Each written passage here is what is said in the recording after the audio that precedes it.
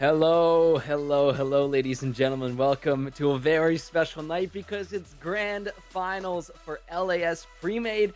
Only one final best of five to decide who is going to be our champion tonight. Will it be NSG Infinity? Will it be Return to the Middle Sticks Pain and Panic? We'll have to find out tonight. But joining me on the desk tonight is going to be none other than Daydream, who's been your play-by-play caster the entire split. Daydream, how you doing? How you feeling tonight?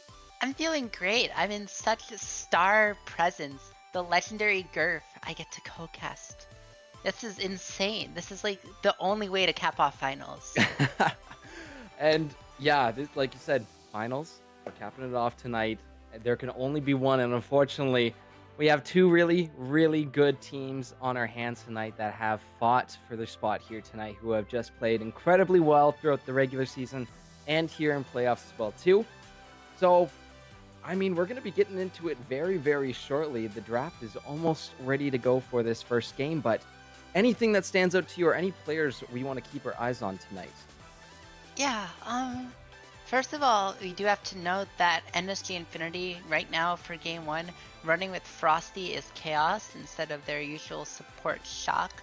We'll have to see if that like changes up their game plan, support one of very high impact roles in the early game, playing lane and playing across the map with that jungler. So we will have to see how that goes.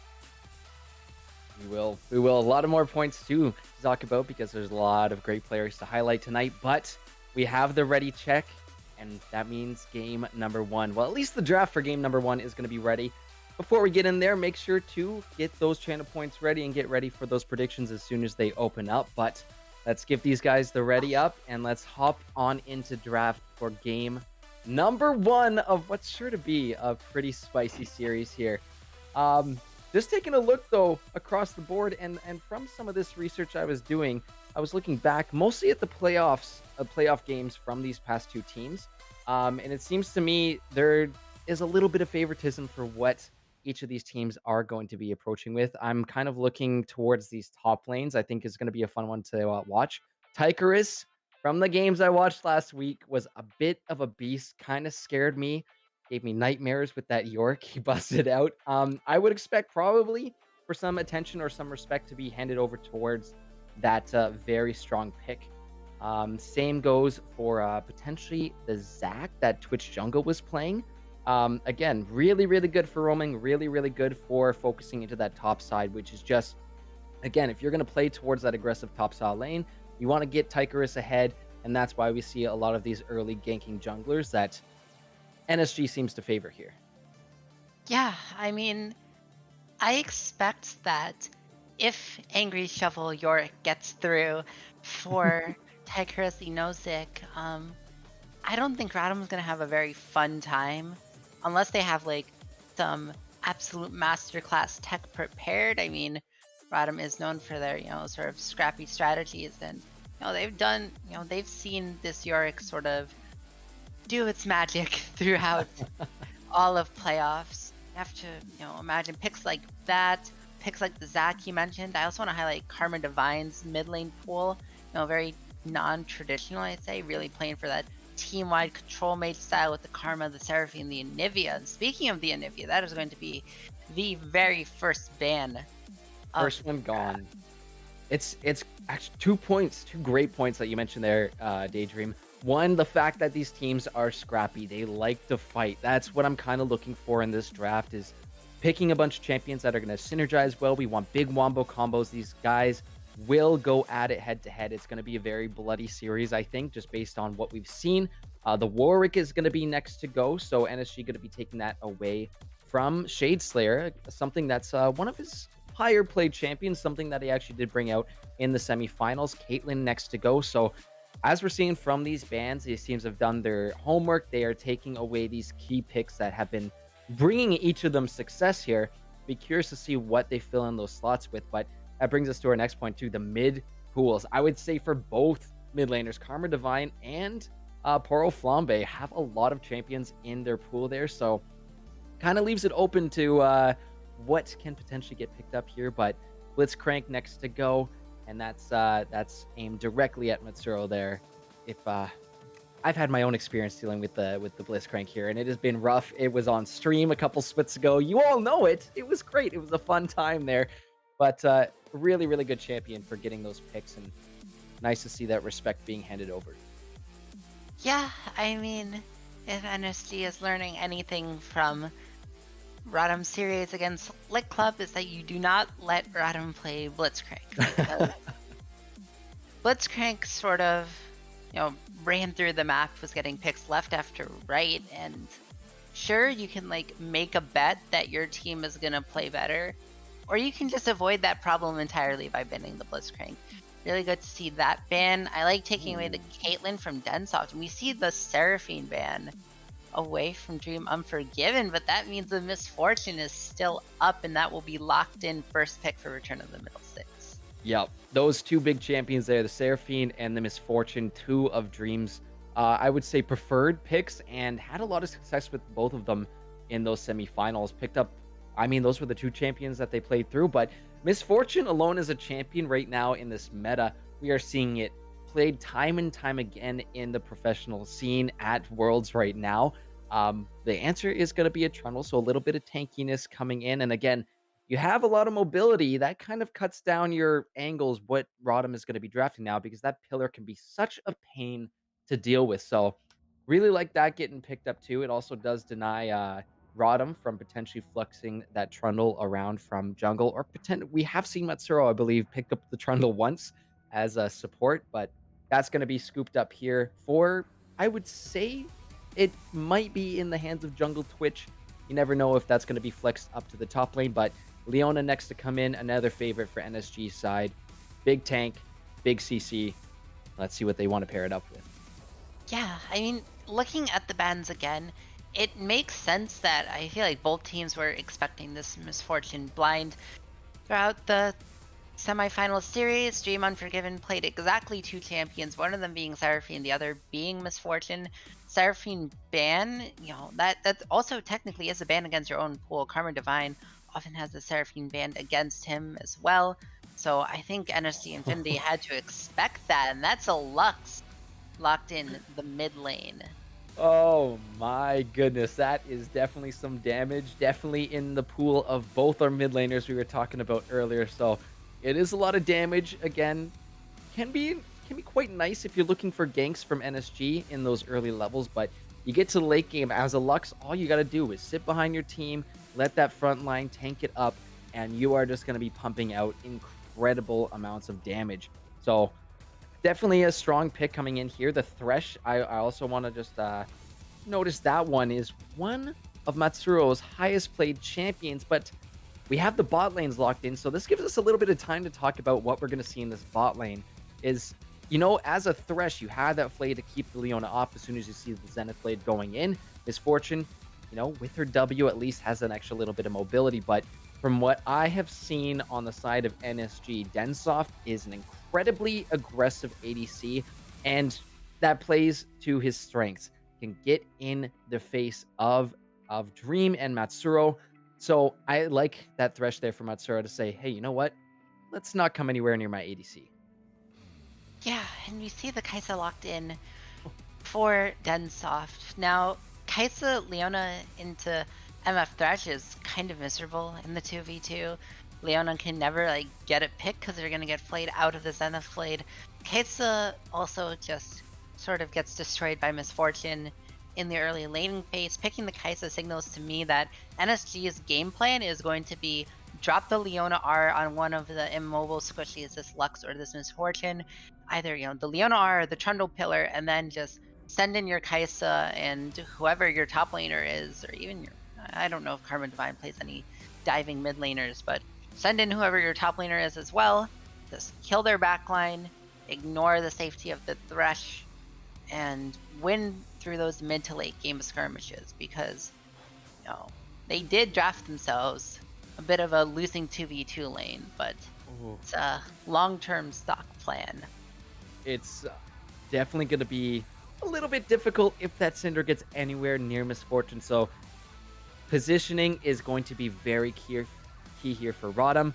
Again, you get a little bit damage from Kaisa, a little bit damage from Leona. Syndra, you got one button you got to press there to get that ADC off the map. So I really, really want to watch where Dream is positioning himself and hopefully not getting caught by that. But Karma Divine can be pretty sneaky with those ults and has brought out the Syndra before. But final picks coming in here from ROTM will be the Urgot and the Echo. So you got that beefiness with the Urgot there. Echo definitely a slippery champion to lock down. So I like that ROTM has a little bit of that those angles too, to at least have somebody on the map who's going to be tough to track and can also deal a ton of damage if he gets the full combo off, if he gets a passive as well too, which as an Echo really isn't all that hard.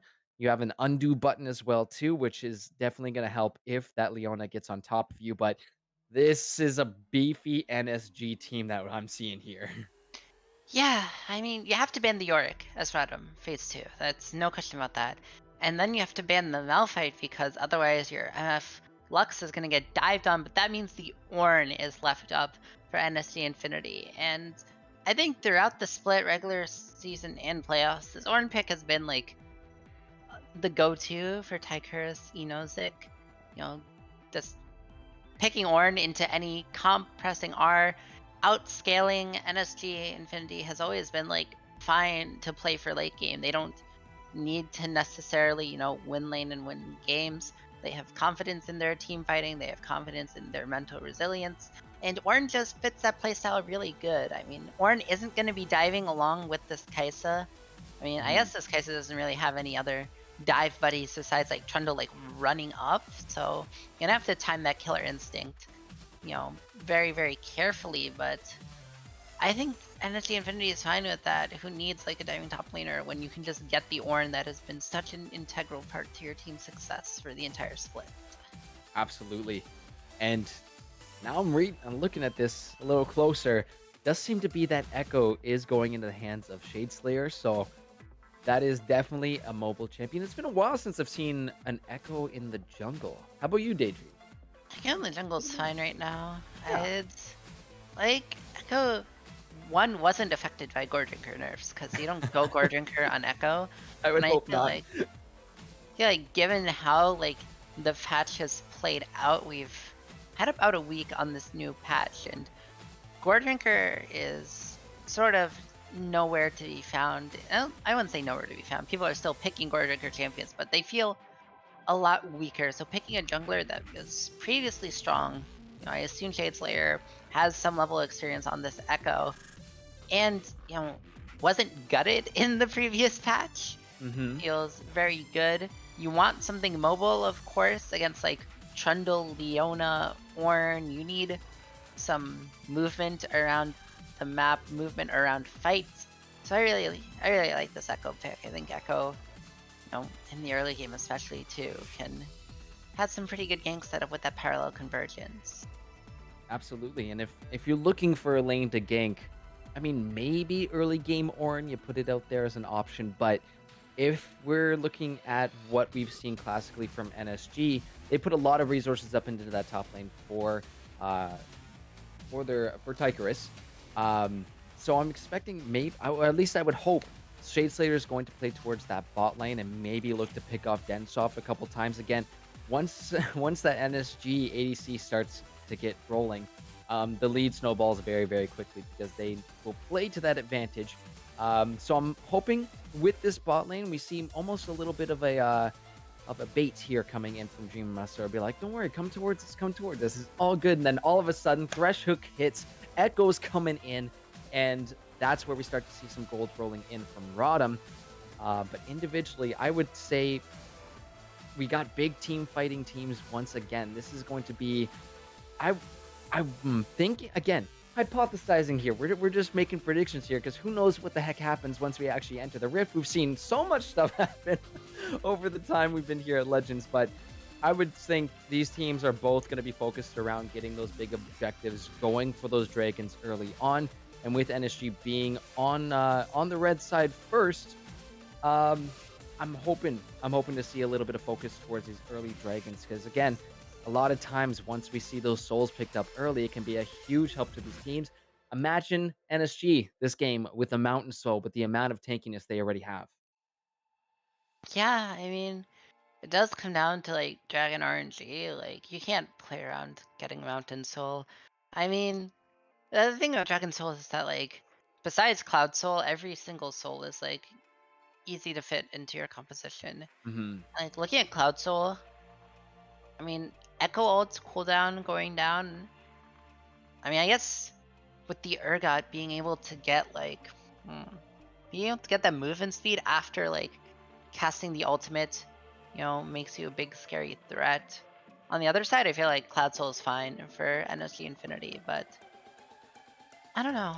It's like comes down to what happens with the dragons. What team can get the dragons first too? I feel like ROTM has Prio bot lane, should have Hmm. Prio top lane. I feel like Urgot's fine into Ornn, and then mid lane, Lux is like kind of broken right now. So I I mean, it's not really her early game that's like super, super strong, but I feel like with that Lux E, you should be able to at least contest Syndra's push. And you have like winning side lanes anyway, so does it really matter? You at least have some level of priority when it comes to these early game Rift Heralds and these early game Dragons. Yeah. And I mean, looking at this too, again, I just want to go back to my point about the positioning in this game, especially key for Dream and these bullet times from the Misfortune. We saw a couple times, not to throw any shade towards our lovelies on C9, but there was a couple times there where if you start that bullet time and there's someone there to interrupt you, which you look at NSG, they have a lot of stuff that can interrupt. The Orin Hornet's there. If a pillar comes out of nowhere, the Syndra can just toss you back with her W, plus the Solar Flare from Leona. Any of those are going to stop the bullet time in its place, and that is going to have a huge impact on how these team fights go if you're not able to completely channel that. So we really want to see the patience from ROTM here as they set up for these team fights, as they get going, to make sure that Dream is in a perfect position to get those off and get the max damage that he can get. Because, yeah, bullet time's just ridiculous amount of damage here. Yeah. So I'm expecting maybe a little bit more defensive play coming in here from ROTM, but it's going to be interesting. The fact that Urgot, who, okay, yeah, he gets beefy as the game goes on. Same with Thresh, you could say, as he gets a few items. But this is going to be tough if NSG gets in their face really, really fast, because that Lux and that Misfortune are going to have to turn tail if that happens. They're just a little bit squishy there, Daydream. Do you think Dream should even go lethality? I feel like playing lethality into NSG Infinity's comp is kind of troll because you're never going to get a full cast bullet time with Ornn, Leona, Trundle. And you're also into Ornn, Leona, Trundle, which means you're into 3 tanks. Like, I The don't know. alternate, though, is The, crit, and the, I don't ulti- know how that's... it's not that bad. You can go press the attack, you can go like Kraken Slayer, and yeah, I think it would be better here. I think like unless Dream like anticipates the fact that he's either A, not going to be punished by NSG Infinity, which is a very cocky way to play it, or B, going to be able to hit like a monster flank and hit exactly Syndra. Like, what are you even ulting? Like, maybe like what Cyril does, you're playing for the AoE slow, but like, you're half of your team's physical damage. Like, the other half is like the Urgot, because like Echo's AP, Lux's AP, and they're already going to be doing like a lot of AP damage. Oh, yeah. I think lethality MF is kind of troll here. Like you already win lane against Kai'Sa Leona, whichever build you go. So I don't know. It's going to be interesting. It's going to be a spicy game one. Either way, we are going to be getting on the Rift soon, but we're going to take a quick short break before we get there. Make sure to get those predictions in for game one. They should still be open right now in your Twitch universe there. We will see you very soon on the Rift for game number 1 of NSGI versus ROTM, Pain and Panic.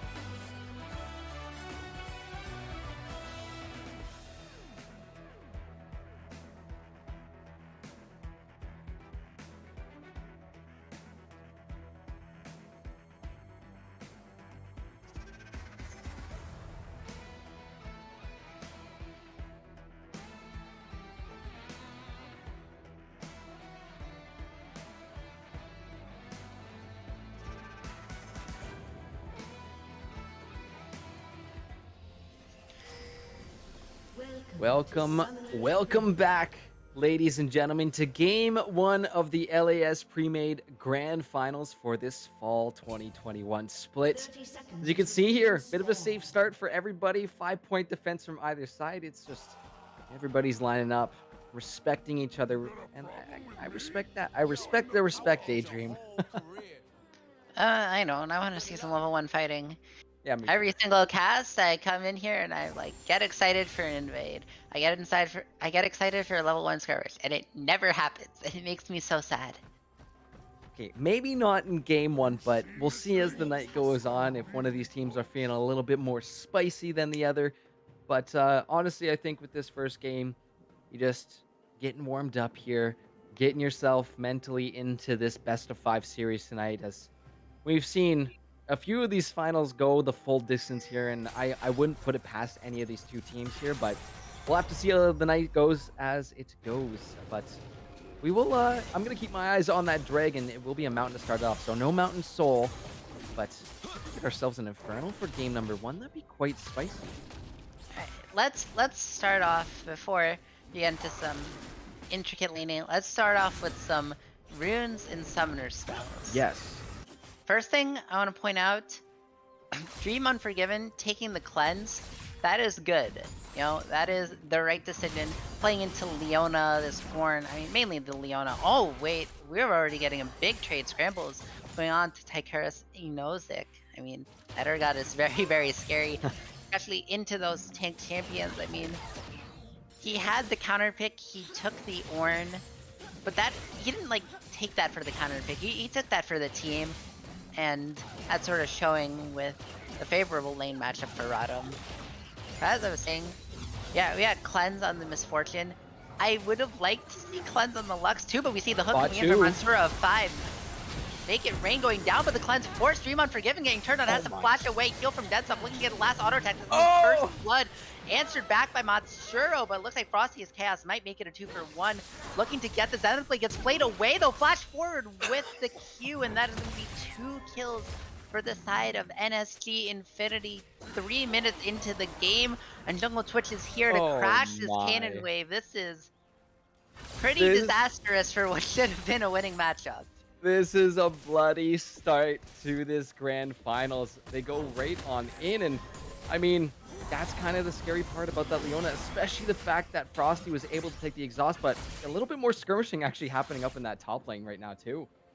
Yeah, I mean, the Urgot Ornn match was going as it's supposed to, but crucially, like, they were able to get onto Dream Unforgiven without Matsuro being able to protect him. I mean, he's level 2, he doesn't have that Lantern. His name was like Lantern Flash, and drag the Misfortune to safety. I don't know. I didn't see at the beginning how that Zenith Blade worked out, but well, the whole thing started off with Matsuro and Dream hitting level 2 first. Matsuro walks up, lands the hook on right on a Dead Stop. It was a beautiful hook, but hold that thought. Forcing the flash from Poro Flambe. Good light binding to snare too, rather, but the damage has been done. There's no flash on this Lux, and you can expect Jungle Twitch's Trundle to be back soon. Oh, absolutely. He's going to be returning. Long story short, though, on that bot, that was the engage starting from ROTM, even though I expected them to be the more defensive lane this time. They kind of step up, but then Frosty turns it right back around and able to pick up a 2-for-1 in that bot lane. So really well done for NSG. And I expect to see that Trundle probably roaming somewhere soon, as might have Shadeslayer looking to make something happen. But again, Tychurus having that ward in the bush, he's going to make sure he's safe. He's going to make sure to get himself all beefied up on that Ornn before he starts looking for anything to True, goes in with the play again, so Zenith Blade is free. The hook into the giant wave, though, means that NSG Infinity can't really respond. Oh, Tychurus going in, gets E'd by the Urgot, though. And the Purge is going on. That damage is being traded. Still a slightly favored trade for the Ornn, but good answer back by the Urgot. I don't know what happened in the bot lane, but suddenly ROTM was able to just crash a giant wave into NSG's turret, which means Dream Unforgiven has an advantage. TP. The TP coming in from Karma Divine gets the stun onto Dream Unforgiven. Zenith Blade doesn't come through, though. Q misses, it's too far, and Karma Divine suddenly gets traded back. going in for the finish, but instead that, you know, 200 units off on the Syndra Q, and that could have been a very, very different play, but Ow, is Dream alive? He survived all of that damage coming out from Karma, and like you said, just a couple of hairs away from finishing off the misfortune there, but unfortunately not gonna get it. And this is kind of the caveat about diving a team with the Thresh underneath their towers. Even more so in these early levels, it's just you are gonna get punished if you miss those skill shots. So that's what we see. Karma pays a little bit for that, and at least we got some gold going on in misfortune. But look, the hook Shade comes down onto Densoft. Matsura isn't even going to be traded. That's just going to be 2 kills for the side of ROTM. They tried to crash the wave in to punish Misfortune getting low, but they just didn't drop any wards in the river, and Shade Slayer. Oh my, that is a very confusing name to pronounce. Bit of a tongue twister, yeah. But again, it's right back to that point we were just talking about with Karma, is, you know, that over aggression getting punished. It just happened once again, except this time Shade Slayer has gone through his rotations on the top side of the map. It's about time now that, you know, we haven't seen Shade Slayer on this bottom half of the map yet. Where is he? Well, most likely should be popping up in that bot lane. He does exactly that, and that's 2 more kills picked up for ROTM. Nice and early on in this game. We're not even 7 minutes into this. It's looking like a pretty bloody one already. Yeah, ROTM, like, they got, you know, 2 for 1 in the early game, and that was like, yeah, it was kind of bad. You know, you shouldn't really be letting that happen, especially, you know, when you have that Thresh Flay to deal with the Zenith Blade, but I don't think that matters. I think ROTM is now handedly in the lead. You see in the minimap, Densoft and Frosty are trying to crash another wave in. Ooh, there is the final spark, looking to get the solo kill onto Karma Divine. This Lux, because Karma Divine TP'd in and died, suddenly this Lux has such a big advantage in the XP. Meanwhile, Tyker is going in with the Ornhorn, looking to get splashed away by Scrambles, though. Gets a brittle proc. Scrambles is getting low. He is in the minion wave. He is taking damage. Ornn should be able to finish this off, and a solo kill for the Ornn into the Urgot. Tykerus, the big bad top laner, coming in. He's fight coming in. Shade Slayer is going in. Densoft trying to trade back onto Dream Unforgiven, but gets hooked away. And that is a killing spree for this Echo. I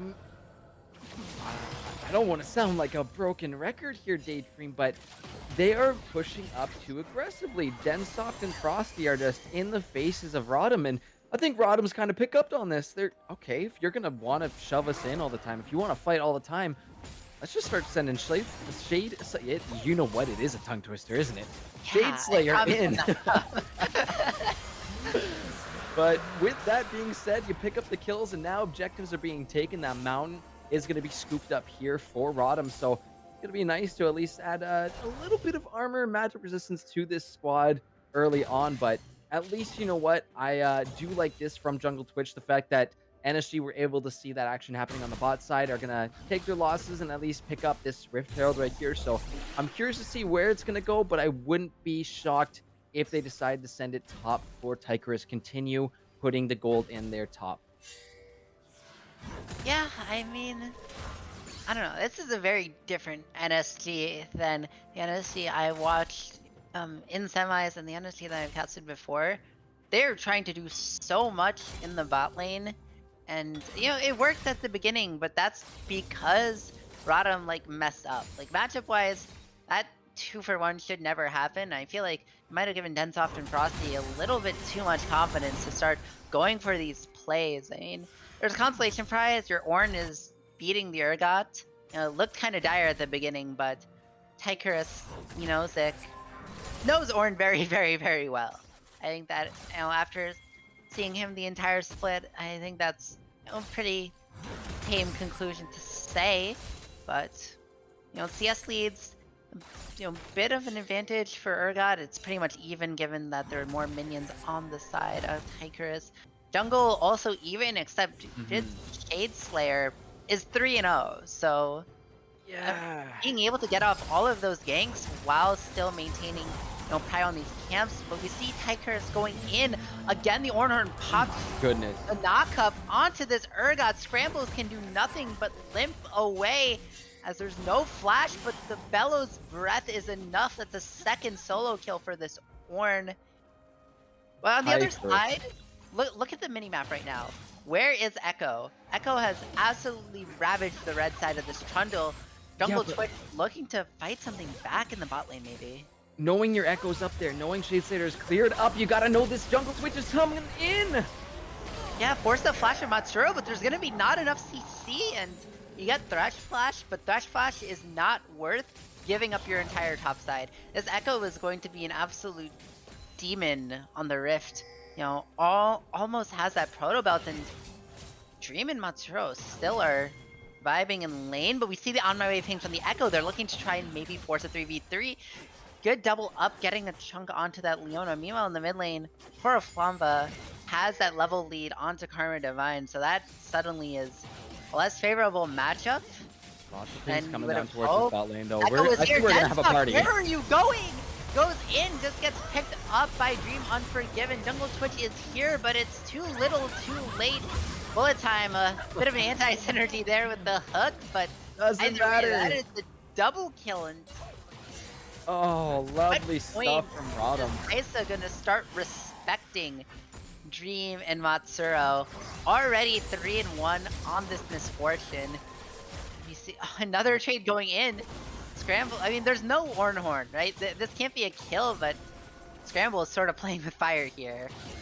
Oh, absolutely. And I think there needs to be a little bit of respect on either side of the map here. Scrambles for Tigris. You see, he's kind of being hesitant towards that, but more fighting. Doesn't the flash, but goes for this final spark instead of running away.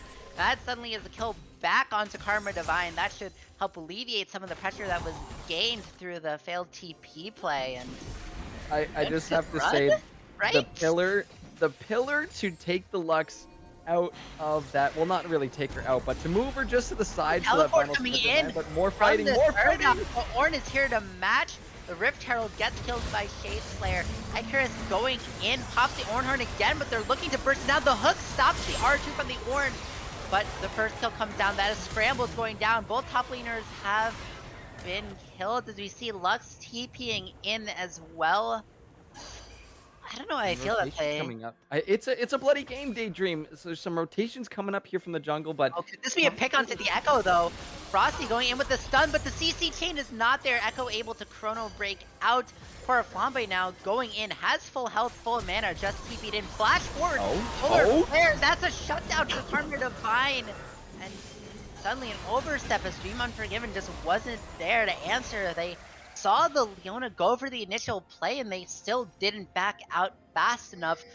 Leona able to go in for the re-engage, and suddenly Karma Divine is now scary on the Syndra. 3-1 so far, picked up 3 quick kills, and it seems that Infernal Drake is gonna be the next target. Scrambles though is back. Yeah. Both teams are just sprinting into the dragon. The Flash E hits onto Densoft, but the Killer Instinct away. Scrambles now in a bad spot. Karma Divine on a rampage. Looks like Dream Unforgiven is going to be the next target on the tower. Bullet time isn't going to be enough. Dream Unforgiven, however, is able to make it out, but Matsuro is picked up in retaliation. Dream Unforgiven, like you said, does have the bullet time, is about 100 health. Echo is here. Echo can go for the steal. The side of NSC Infinity is actually fairly low. We're going to pull out this dragon as we can pan over to see the health.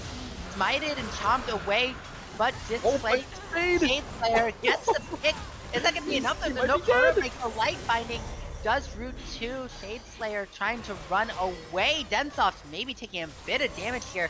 Gets Dark Harvested. Pillar does not enough, but Dream Unforgiven might have walked too close to the sun being a giant angry troll, but not going to come into the play. Respects the potential of ROTM on these respawns to try and pick up that kill. That must have been a 4-minute continuous fight. Started out in mid lane, resources being used left and right. So I am just baffled by the amount of bloodlust that these two teams have for each other right here. But in the end, NSG pick up that Infernal Drake. It will mean the Ocean Soul's coming out for this first map, but that was absolute chaos across the board here. But like you said, now we're starting to see some builds come through. Now we're starting to see some of these Scary, but oh my god! The hook That's gonna be a kill. Frosty goes in with the Zenith Leap, but he has no friends around. That's gonna be another kill picked up, this time with the Urgot ultimate. Matsuro zoning his Densoft off, as now the Rift Herald is gonna be started off. 5 members of ROTM are here, but we see Karma Divine and Densoft are able to get the shove in the mid and bot, looking to try and answer. There are no plates to be gotten right now, and it looks like the play might go on to this Ornn. Rift Herald taken down, and Matsuro is here. Will the Bellows Breath use? No. Hook unstoppable now, but you know, the He's rest got of the no team friends with him wasn't there. there. No friends. Sad, but that's still 2 kills and a Rift Herald for like 2 waves crashing. And now the Rift Herald's gonna be used trying to break open this first turret in the mid lane. Frosty, Chaos, and Densoft here, but they are not strong enough to defend. First turret given over, kill secured by the Echo. Karma Divine does pick up that bot turret, was left alone there for long enough, able to sort of get a lot of solo gold, and suddenly ROTM now have a target that they want to be hard focusing on, looking for picks on this Syndra, because Karma Divine is significantly stronger than the rest of NSG Infinity. Oh, and you just see the build come through too. Needlessly large draw just picked up by Karma Divine right this second. So even more AP gonna be in this Syndra's kit right now already. 173 AP on the board. But yeah, this is definitely spicy as this game continues. I feel like you must be lacking in oxygen there, because you've just been going on and on and on, because these teams keep fighting on and on and on and on. So I'm just trying to keep track of all the chaos that we're currently seeing right now. But with the main objectives being off the board, we're just kind of watching the ward game kind of being played right now. You see Frosty going ahead and clearing some vision up in their red side of the jungle. But I really want to keep our eyes on Shadeslayer and Karma right now, because they seem to be the 2 heaviest hitting champions out there. You see those builds are coming through. Mythics are being completed pretty much for everyone across the board, except that Ornn. But for him, he can kind of complete it whenever he so feels, because he is the Ornn. See, speaking of Mythic, Stream actually chose to forgo the Eclipse first for the Yomus, which makes sense, because if you're going to be like running around and fighting everywhere, that out of combat movement speed is going to allow you to get, you know, faster access to those waves. It's going to be an Ocean Soul this game. You know, no Cloud Drakes today. We don't stand, but each team with 1 Drake apiece, and you have to consider that in these team comps, like an Ocean Soul is probably gonna be enough for these carriers to just be able to outlive the entirety of the fights. You see, both teams already setting up for this. NSG with river priority though. Yep. Less than a minute to go on this Ocean Drake, and you see control wards coming into the pit from both sides right now. Shadeslayer, you might not want to watch around there, but a nice little hook might line something up. Oh, but here they Shadeslayer go. going in, has the Chrono Break, looking to chunk out Jungle Twitch, but the Lantern is coming through right in time, because the Chrono Break actually would have kept Shadeslayer in the pit. We have all 4 TPs up, but it looks like only top laner is going to TP the bullet time. Just angled poorly, but the flash going in from Shadeslayer and the Chrono Break out. And suddenly there is no more jungler for NSG Infinity. That's huge. That's huge. They take Twitch off. They're going to force these guys out, but a TP coming in. The light on the 2. Karma Divine going to be shut down right at the outset of the fight. The Ornn is here, but the Ornn might be too little too late. Shadeslayer goes into the stopwatch, and we see time is being kept.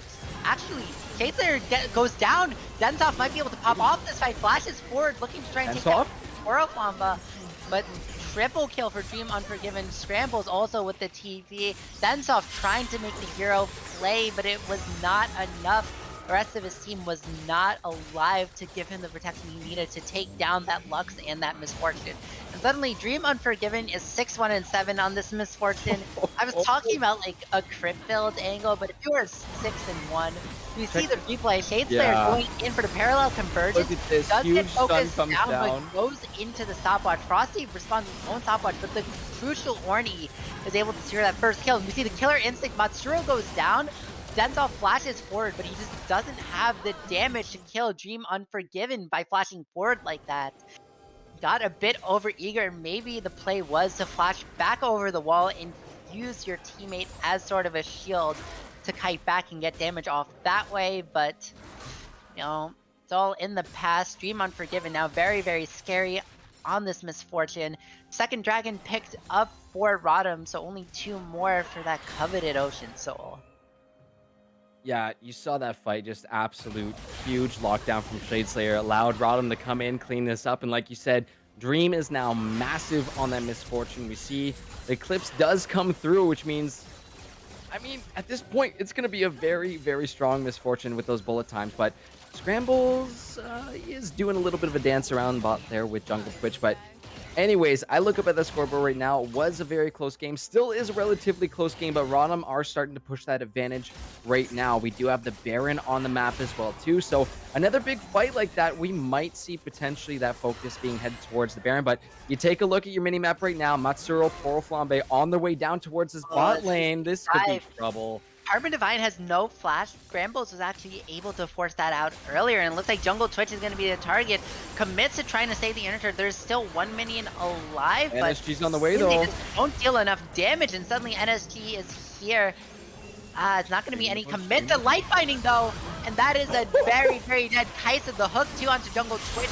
Looks like it's going to be another kill, 2 for 0 on the fight. Dream Unforgiven survives the Unleashed Power, and Carbon Divine goes very, very low, and just disrespect from the side of Kaisa.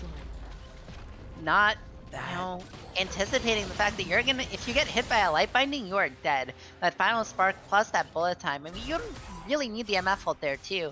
And meanwhile, Shade Slayer in the mid lane, able to take that inner tower for free.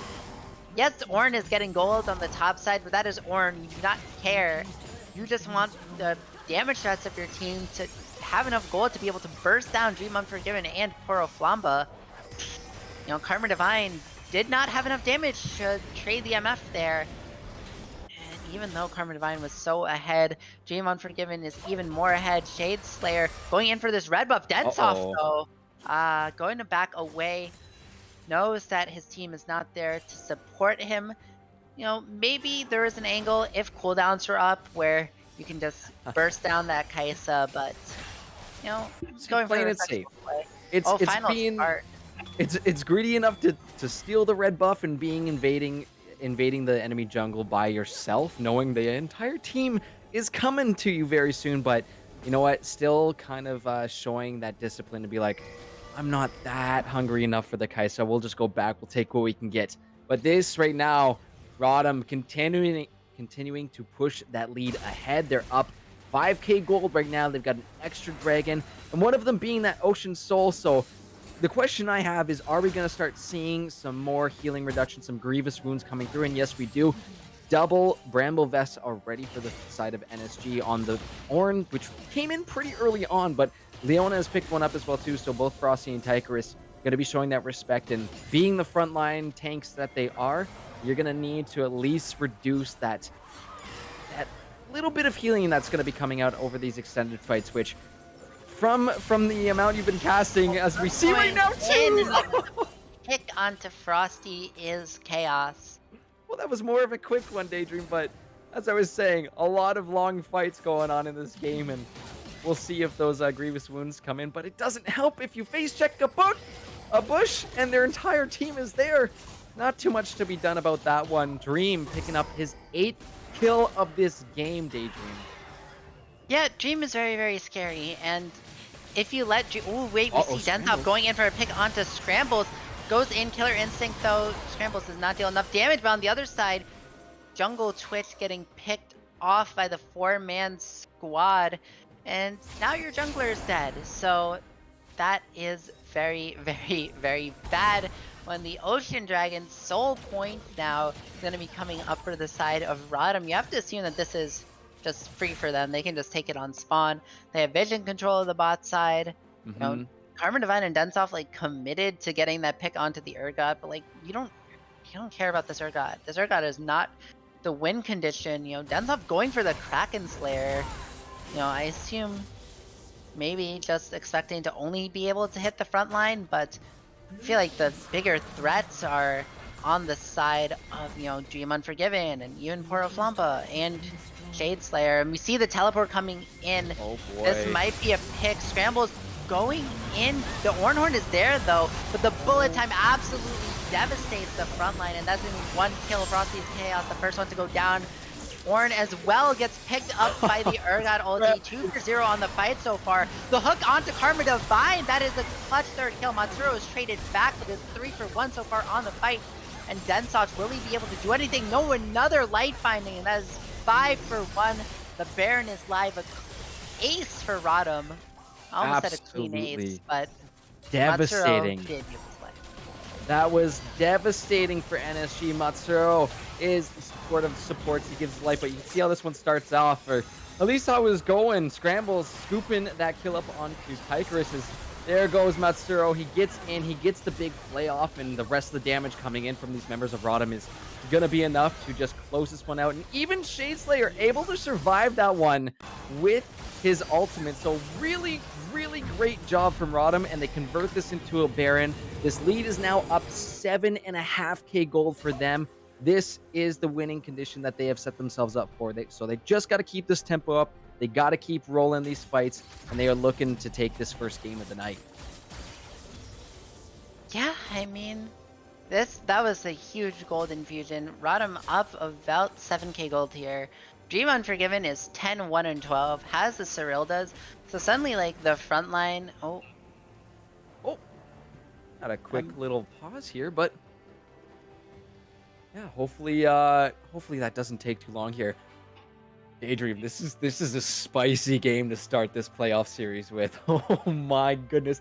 I'm sitting here in awe. You're doing all the legwork for me here, but it's been fight after fight after fight with this this first game of the night, and we're seeing a quick math here. 38 kills in a 26-minute game so far.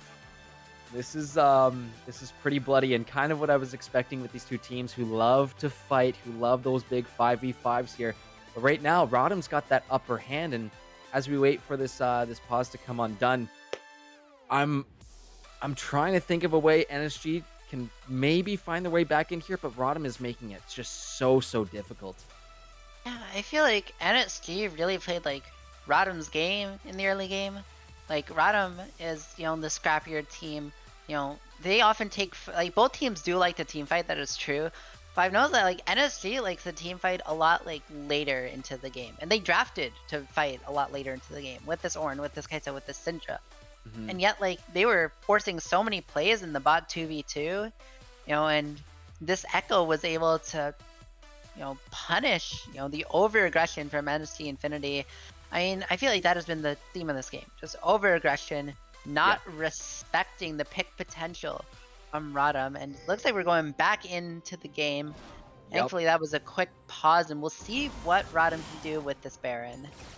Just a quick couple of keyboard issues there, but thankfully all fixed up, and these teams are ready to keep trucking on. But Matsuro is looking for picks up in the top lane. Scrambles looking for the play. We have a bit of a visual issue here, at least on my end. An unprompted pause. It'll do that, but here we go again. Yeah, we see the Ornn Horn coming through. Dream Unforgiven actually cancels the bullet time, but it literally does not matter. As going to be 2 quick kills picked up. Suddenly a Baron Cannon Wave coming into your top inner turret. That is going to be even more gold being picked up on the side of ROTM. I was trying to think of a way here, an angle for NSG to come back into this one, but you see those picks, you see these fights that ROTM are finding, and it's just looking so impossible for NSG in this first game. And right now, jumping, or at least trying to siege these inhibitor towers is going to mean even more gold, even more buy power, and potentially looking for the soul, but I don't even know if they need the Ocean Soul here to finish. Oh, we see the light binding onto Karma Divine, forces the flash with just 2 abilities. That Lux ult is not a significant cooldown. Karma Divine now even more vulnerable.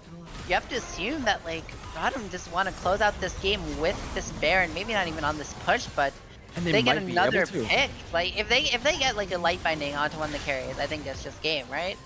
Yep, light binding, follow up by the hook. Shadeslayer going in with the face knife, and Chrono Break, and Densox picked off again, and that, you have to assume, is the nail in the coffin.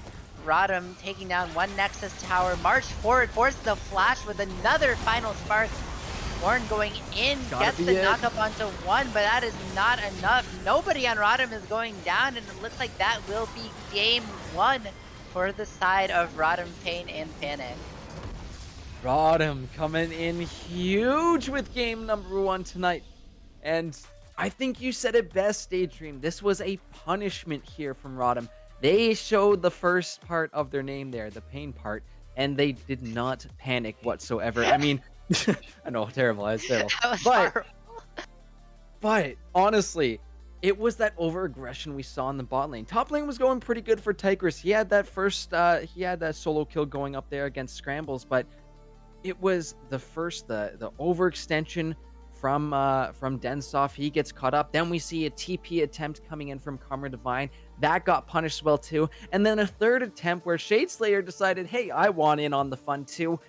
And then the ball just went rolling from there. The Echo was 3-0, leaving those bot skirmishes, and it made it really, really hard for NSG to find a way back into it. On top of that, once we saw those long team fights around it was between like the 10 and 14 minute mark where it was just a big extended fight. ROTM just kind of ran with it and started gaining those little advantages. The goalies started building, and at that point, NSG didn't really have too many options to deal with all the damage that ROTM had acquired from that. I mean, that's the thing when like you have to, going all the way back to the draft, like when these players on ROTM, like they have unorthodox picks, sure, but they also have like multiple unorthodox picks. Sure, you can ban away like the Blitzcrank and the Seraphine from Dream and Matsuro. They are perfectly happy taking MF Thresh. I'd argue even MF Thresh is like considered to be more quote-unquote meta, and NSG Infinity really do have to change up the draft or change up their playstyle, because I feel like that's not like a draft win, I guess, from ROTM. Like they obviously, they got a good draft, but so did NSG. They, ROTM just out executed, and I want to see either NSG draft in a way that changes how the game is played, or I just want to see them not like get light binded every 10 minutes, the 10 seconds or so. Yeah, and I mean, this the lethality misfortune wasn't as bad as you had predicted there. It It's didn't end up not turning. bad when you are 10-1. I will No, give not you at all. that. I don't think anybody's bad when they're 10-1. But this again, it's the respect that ROTM gave to NSG, being like, you saw Dream took the cleanse there. He knew what was coming his way with that Leona being picked up. So again, I'm hoping NSG can also deliver the same respect. And yes, they may be aggressive. Yes, they may look to get in your face, but diving under tower, TPing down right after someone died, you got to show a little bit of self-control there. So hopefully that respect comes in from NSG, because they have shown us time and time again that aggressiveness can be used to their advantage. But ROTM's expecting it. It's definitely going to be a little tough to deal with. Anyways, we are, I believe, going to hop to a quick break. Yes or no? Voice in the sky here. Yes, we are. So we will see you back in just a second. Make sure to check your channel points as we get ready to go for draft in game number 2. We will see you in just a few moments.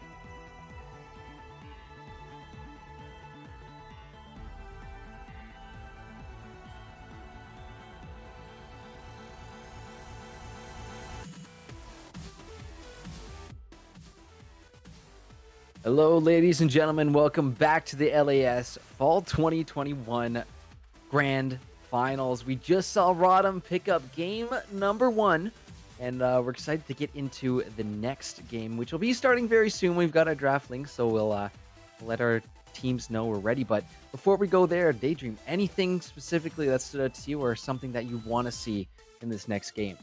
I don't think Lux ever gets through, right? Or like you She just did pick so it. much damage. She did so much damage. That was insane how much poor Flambe was doing. But I also like hate the idea of NS. Well, actually, I don't, because Rodham had side selection now, right? Because NSG is the higher seed. Yeah, yeah, so I guess it makes sense that Rodham's going back to blue side. yeah. But If it ain't broke, NSG really, really want blue side in this draft because Dream has been performing exceptionally better on the MF and the Seraphine than any other champion. And Carmen yeah. Divine plays Seraphine. So what you do is you take blue side as Energy Infinity, ban the MF, hmm and then you force them to ban the Seraphine, or you just first pick it. And Absolutely. suddenly you're like forcing Dream like way down into champion priority. And it's not like Dream has other champions too. Dream has like hmm Tristana, but the way Rodham are like playing this game with like picks and stuff, but Tristana might be like a little over aggressive. Rodham really last game waited for NSG to come into them and then killed them. So Exactly. NSG really want that prio. It also forces Rodham to sort of have to ban the Seraphine so that you don't first pick it, because suddenly Karma Divine gets Seraphine. I feel like that makes it very, very hard to play against NSG Infinity. I feel like we're probably going to see a little bit more targeting towards this bot side. You mentioned the Seraphine Misfortune. I'm looking at Matsuro right now because knowing that aggressiveness coming in from NSG and ROTM doing their homework, we're probably expecting something like this. Thresh is a great pick for that, especially when you know you have a team that loves to dive you under turrets. You as Thresh, you're sitting there, dive me, do it, absolutely. I beg you to do it. And we saw that a couple times. Those hooks coming through, those flays, keeping Dream safe too. We're just so clutch from Matsuro. So really bringing out that hook champion, one of his top played champions, and putting it to excellent use there. So I would expect to see that, but I think we got the draft ready to go. So let's flip things on over there and see what we're going to get here for game number 2. ROTM, like you said, with the side selection going back to blue side. And, again, if it ain't broke, no need to fix it here. They're looking pretty good and might look to prio something B1 for Dream if that Seraphine or Misfortune make it through. So let's see as these bans coming in. Anivia, Blitzcrank, returning to what we saw in game number 1. Yeah, I still don't think you can give up Blitzcrank. I feel like if you're getting picked as hard as you are against Rodham's comp last game, if you give them Blitzcrank, you're trolling. What I want to see from NSG Infinity, like, I guess the one perk about being red side is that you have the R3 pick, and I want to see NSG Infinity go for R3 Yorick, because I don't There, think Rodham is ever going to ban a first phase. I And I don't think think so, but the Lux is gone like you predicted. So they do not want to deal with Pearl Flambe on that.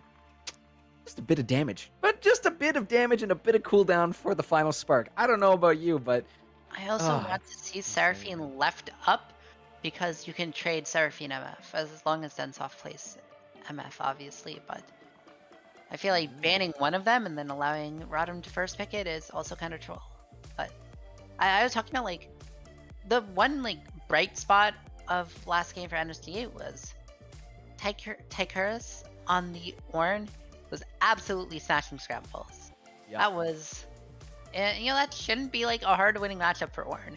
So what I would do if I was in NSGA's position, just play towards topside, because that's clearly like on the day. What is your strongest win condition? Draft the Yorick R3 so they can't ban it away from you phase 2, because if you leave it to phase 2, that Yorick is gone, right? Yeah. And Absolutely. I'd even like drafted R3 and then use your last 2 bans on red side to ban away any picks that scrambles would have like a safe matchup into it. And then just hard play for this Yorick split push. You know, it forces a different style from Autumn, and there's the MF locked Yeah. in, but then this Not too gives away surprised. the Seraphine. Not too surprised to see the Misfortune coming in, but again, Seraphine could be nice. Again, you get the Encore out. That thing can go for days, really. So again, could be a potential interrupt, but I wouldn't want to give the misfortune to the guy who just finished 10-1 in our first game of the night. That to me is just screaming for a bit of trouble here for NSG, but we'll have to Hey, see if they want to pick more divey stuff to get on top of that misfortune. there's Could be no a potential there's option. no Braum ban from ROTM. ROTM banned Braum last time, and suddenly, yeah, you just take Seraphine Braum here, right? Isn't that so free? That could It's the be, Seraphine locked in. that's one for I don't two. know. I mean, they did. They also stream. Supports have been swapped out for NSG. Infinity Shock is back. Yes. You know, the main support. I don't know if he plays Braum. I assume the Braum ban from ROTM last game was because it's the pick of Frosty, and we see the Yorick There it locked is. in. It's locked in R2, which Hands is up if you are a fan of Yorick. I like that Laning you're against picking Yorick. Yorick Seeing a versus. Yorick play, seeing someone who's really good at Yorick play. Love seeing that. Do Yeah. not like laning against it. And Tychurus has shown us a few times here, especially in semifinals, if you were over watching the NSG stream there. Oh my. Oh my goodness. This guy can pilot this champion. Aren't you And just it's just a lot to deal with. I'm not too sure what runes he's going to decide to go for it. I've seen the Conqueror York come on out, and again, you can proc that just in a snap of your fingers if you're able to toss all those little minions out. But I love the return to the Misfortune Thresh again for Dream and Matsuro. Very strong, could be very defensive with that Matsuro on the Thresh. Yeah, I like don't hate the Thresh. I think like it's sort of the mentality, like you said, if it's not broke, don't fix it. Mhm. I don't know though, cause like, can't you just take Braum there too? You're into Seraphine. I'm a very big fan of Braum for both comps, into like specifically the Misfortune ult and into the Seraphine ult. I think it's a very powerful champion. Shows why it was Ooh, banned. Is that a Poppy? that is a Poppy indeed coming in. Don't know if it's gonna be top or jungle yet, so That we'll has have to to be a see. flex, right? Yeah, it can. It There's can no way absolutely be like your flex with that. counter to Yorick is. Oh wait. So the interaction, I'm pretty sure. I need someone in Twitch chat to answer me this. All right, Twitch Does chat. does Poppy W, like the thing that stops ashes, does it stop Yorick's little ghouls from jumping at you? I don't think so I because wouldn't it would be think so. specific for champions. But it'd be pretty funny if it does. If It it would be really funny. considers those, if for some reason whatever code it went in considers those minions as champions, that'd be very, very interesting to put it that way. Amumu gonna get picked up here for jungle Twitch, so that is definitely going to be massive paired along with that Seraphine. Massive CC, massive damage. The fact that your AP damage dealers are going to be doing that much more with Mumu floating around, but let's see what these final bans are going to be. Is the Malzahar sitting on the bench now? That Samira also going to be banned away here. They look to target maybe potentially a couple more picks there for Densoft in the bot lane. Okay, so I looked it up, and it does block the ghouls. It doesn't one-shot the ghouls, but it does stop the jump, which is absolutely insane to me. Why? Okay. Unless they changed it, because it was a Reddit post from 4 years ago. But Okay.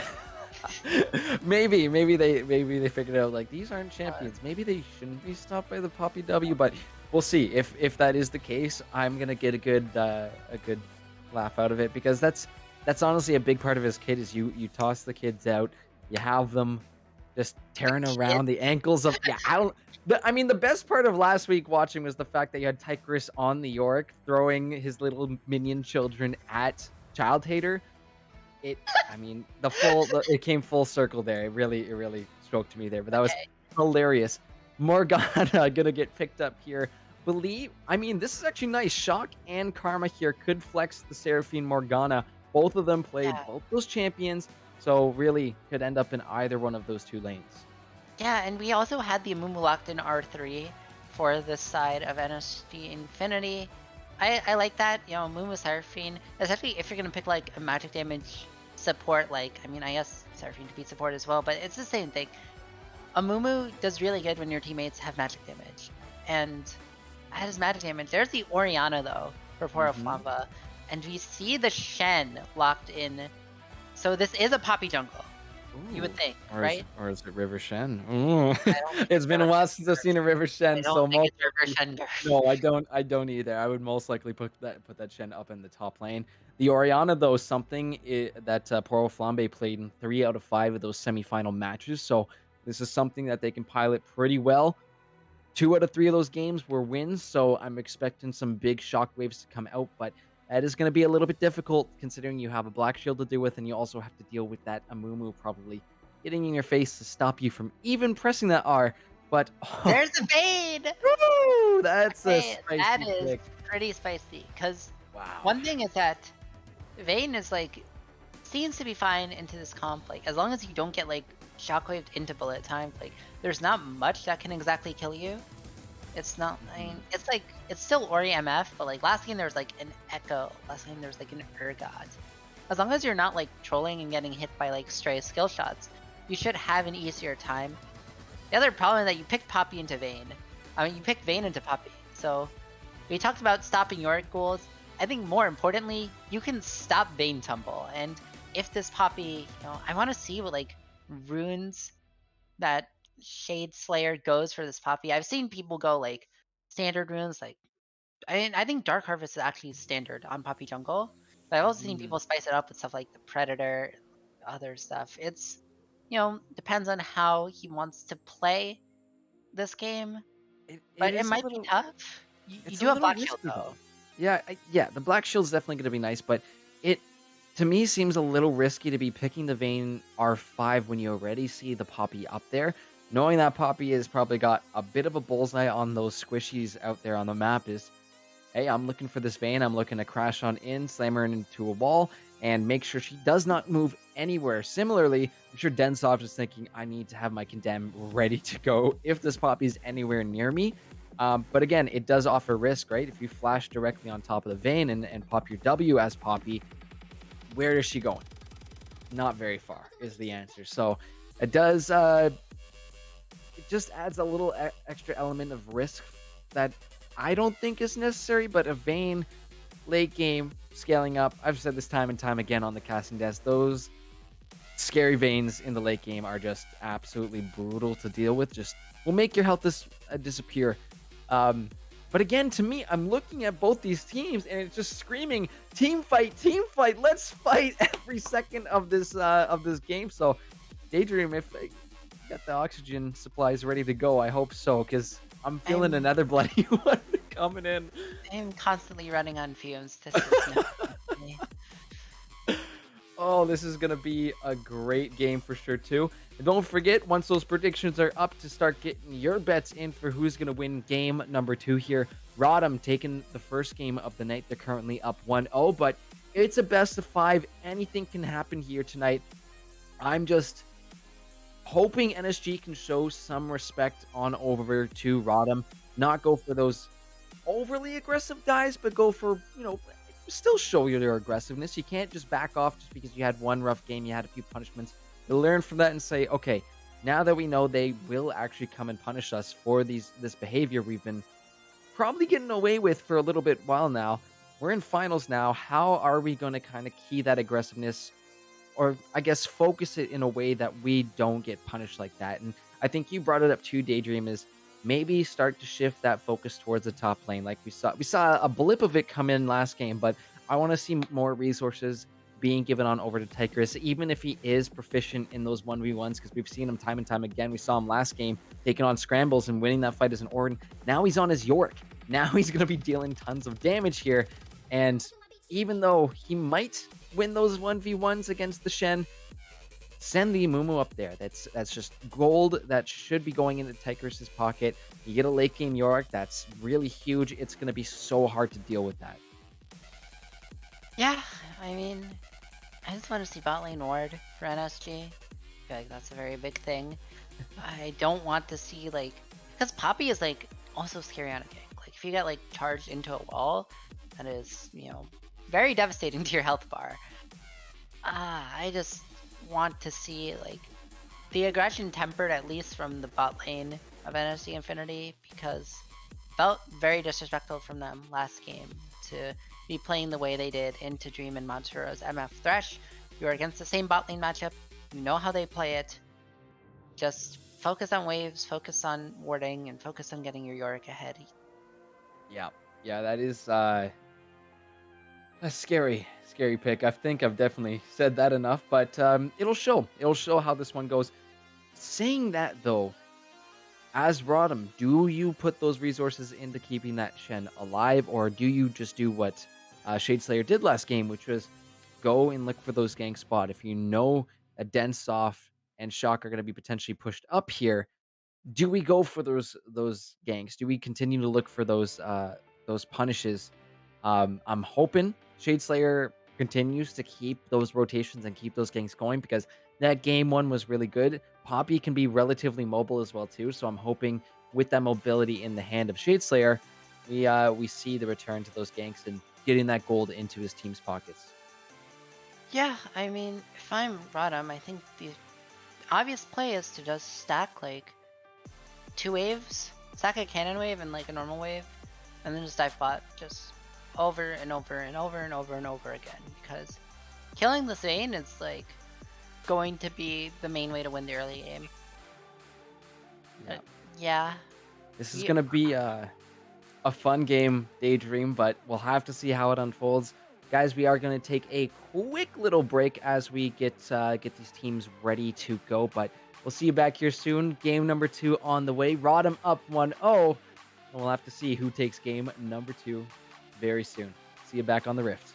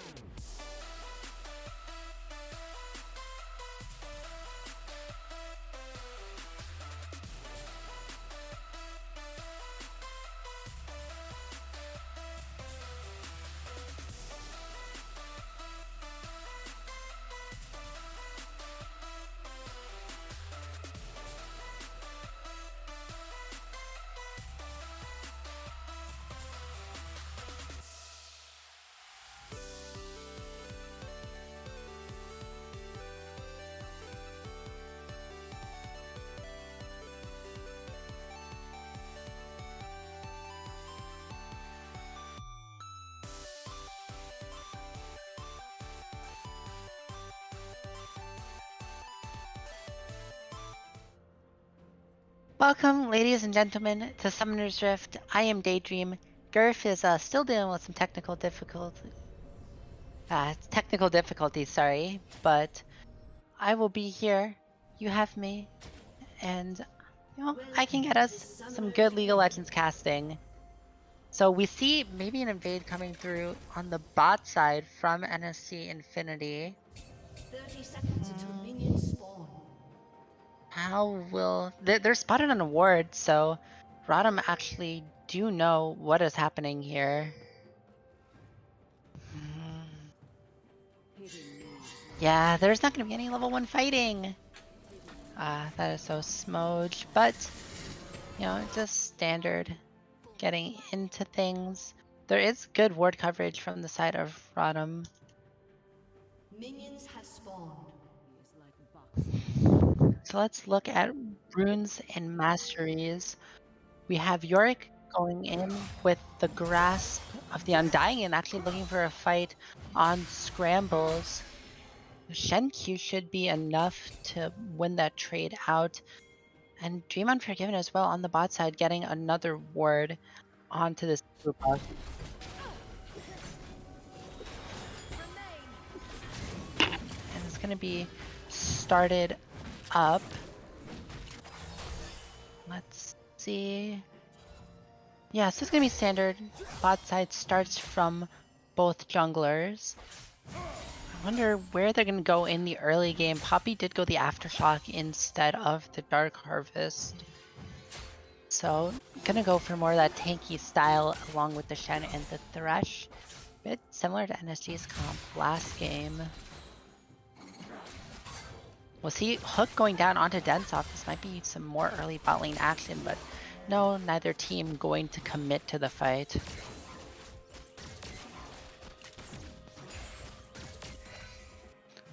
Let's see. Karma Divine getting traded on in the mid. And Thresh gets the hook onto Densoft, going in, and that is going to be first blood for the side of Dream Unforgiven. Shock not really able to save him. So there's no Black Shield because Morgana is in fact level 2. Densoft also did burn both summoner spells. But yet again, disrespect from the side of the bot lane. Vayne was only level 1 when that play happened, just not respecting the level 2 from ROTM's MF Thresh combo. You see Pora Flamba actually going to see Jungle Twitch on Mumu, and that is just going to be a kill picked up. Really good read by the side of ROTM to know that Amumu would be there and would be vulnerable. Well, I finally returned, Daydream. Sorry to leave you solo there for a bit, but, as a few out there, my PC can be quite, quite something. Anyways, 2-0 on the board right now, which is, again, a nice little start here for ROTM. Once again, we're seeing a little bit of something actually happen up in this top lane. Scrambles! Yeah, Scramble is actually going very, very low. Oh, no, he's Will in the the Shine cage! W be enough? He gets cage up, but Shade Slayer is here, and that's actually going to be a kill for Scrambles. On to Tigris Enozic. Oh, sorry, I was having some audio issues, but it looks like they are resolved now. That's bad. Yeah, Shen now 2-0, has the double buffs, got him from Jungle Twitch in that earlier play, and ROTM is already firing on all cylinders here. That's absolutely fantastic. Shade Slayer. Oh, this is going to be a fun one tonight, isn't it?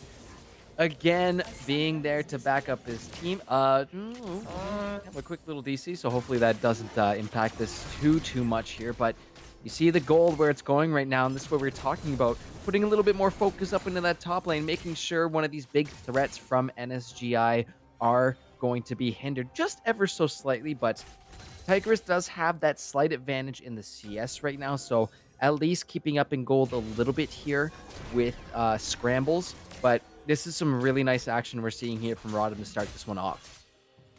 ROTM not pulling any punches, but you see the Yorick actually does get the cage onto Scramble. Scramble's only level 4 because Yorick was able to crash this big wave, and look at those minions. The big minion wave plus Yorick was able to get that wave crashed, and at least Yorick, did go down, but still going to be like a Yorick favored matchup. Yeah, slightly favored, but with that big wave crashing in, you see the CS differential is closed quite a bit. So very nice for Scrambles to pick up on that, but Oh, looking for the hook. Metzgerl not going to be able to quite get that. Shock luckily has that Black Shield. He's still looking for more, though. yeah, so the Black Shield actually was late. It was Densoft that actually dodged the hook, but that is actually worrying Ken does. See, I'm sure going for the flash. Could this be another kill? No, but yeah, It's very burning summoners to get the vein chunked. We're very, very close. little exchange of summoners there. Matsuro going to be down a flash, so got to keep our eyes on jungle Twitch. You see up on the Krugs right now. That means I'm potentially thinking about a rotation down bot, or at least back, and then making their way downtown towards that bot lane. Considering this Ocean Drake is now up on the board as well too, I'm thinking these junglers are going to start to line up for that. You can see that Matsuro and Dream have moved their way into the river, getting that slightly deepish vision, and Shade Slayer not too far behind them, as this Ocean's just going to get started up here. Yeah, and Moo is going to have to try and answer something on the top side. We see the wave slightly shoving in. The cage does not lock Scrambles in, but the Maiden is here. Jungle Twitch walking through the cage, looking to get that Q onto Scrambles. That is secured. The second Q might not come through, as the TP is forced from Poro Flampa. I guess that's just more of a, hey, don't dive my top laner kind of TP, so at least having that extra little bit of defense. But it is going to mean Poro Flambe is going to miss a few of these minions in the mid lane. Shade Slayer again getting nice and aggressive, but not too much to be found as the solo Poppy against the Seraphine, who's just going to simply go hide underneath the turret. Tigers does take a bit of a turret shot there, but you can see Scramble's health bar is missing just a few bars there, and this is definitely looking like a more defensive lane for that Shen. So I like that Scrambles right now, playing comfortable underneath this tower, picking up the CS where he can. But you can see in this little area where he's standing right now, yes, you have shields of the Shen. It's going to be tough to deal with this as blue buff. We see the Vayne actually picking up blue buff from Shade Slayer, and now the Dark Binding is going to come through. It's going to miss, though, and the Scuttle Crab will be able to be picked up. I mean, poor Flamma TPing there was, like, cool, but, like, you save the Shen, yes, but you don't actually, like, use any of your abilities on the wave. Like, he just TP'd, and once the play dissipated, he just tried to walk to catch midwave. Midwave crashed anyway, so suddenly now you have two waves crashing instead of one, and the cage actually locks Scrambles in. The W expires, and Maiden is just eating away at Scramble's health bar. Yeah, looking a little rough up there, and you can see, oh, he's throwing the kids at him. Unbelievable damage coming through. With the grass, though, does mean this York is going to be a little bit more tanky than more relying on those those minions to do the work there. But Matsuro coming in with almost a very close hook on the Shock there. We were talking a little bit about this on our break, and before my computer decided to go up and leave us all. But I am curious to watch this synergy between Shock and Densoft now that Shock is coming back in to replace Frost. So with this Morgana coming in, you know what? That's just kind of enabling this Vayne, making sure that she stays safe. Toss the Black Shield on there, and that's going to kind of eliminate that need for dodging away from the CC that ROTM does have I would say relatively good amount. The shockwaves, though, you got to keep an eye on the ball once these team fights start rolling. Already one dragon down, Infernal next, which means I would think we might potentially see a fight coming in. These guys like to fight early on, but haven't seen too much of that volatility so far in this game. Yeah, I mean, Dream Unforgiven is up like actually more than two, like 3 full waves onto Densoft. Oh my goodness. And again, like, so this game, when you have like that Seraphine Vayne Morgana, I feel like there's enough targets that like Lethality MF is fine.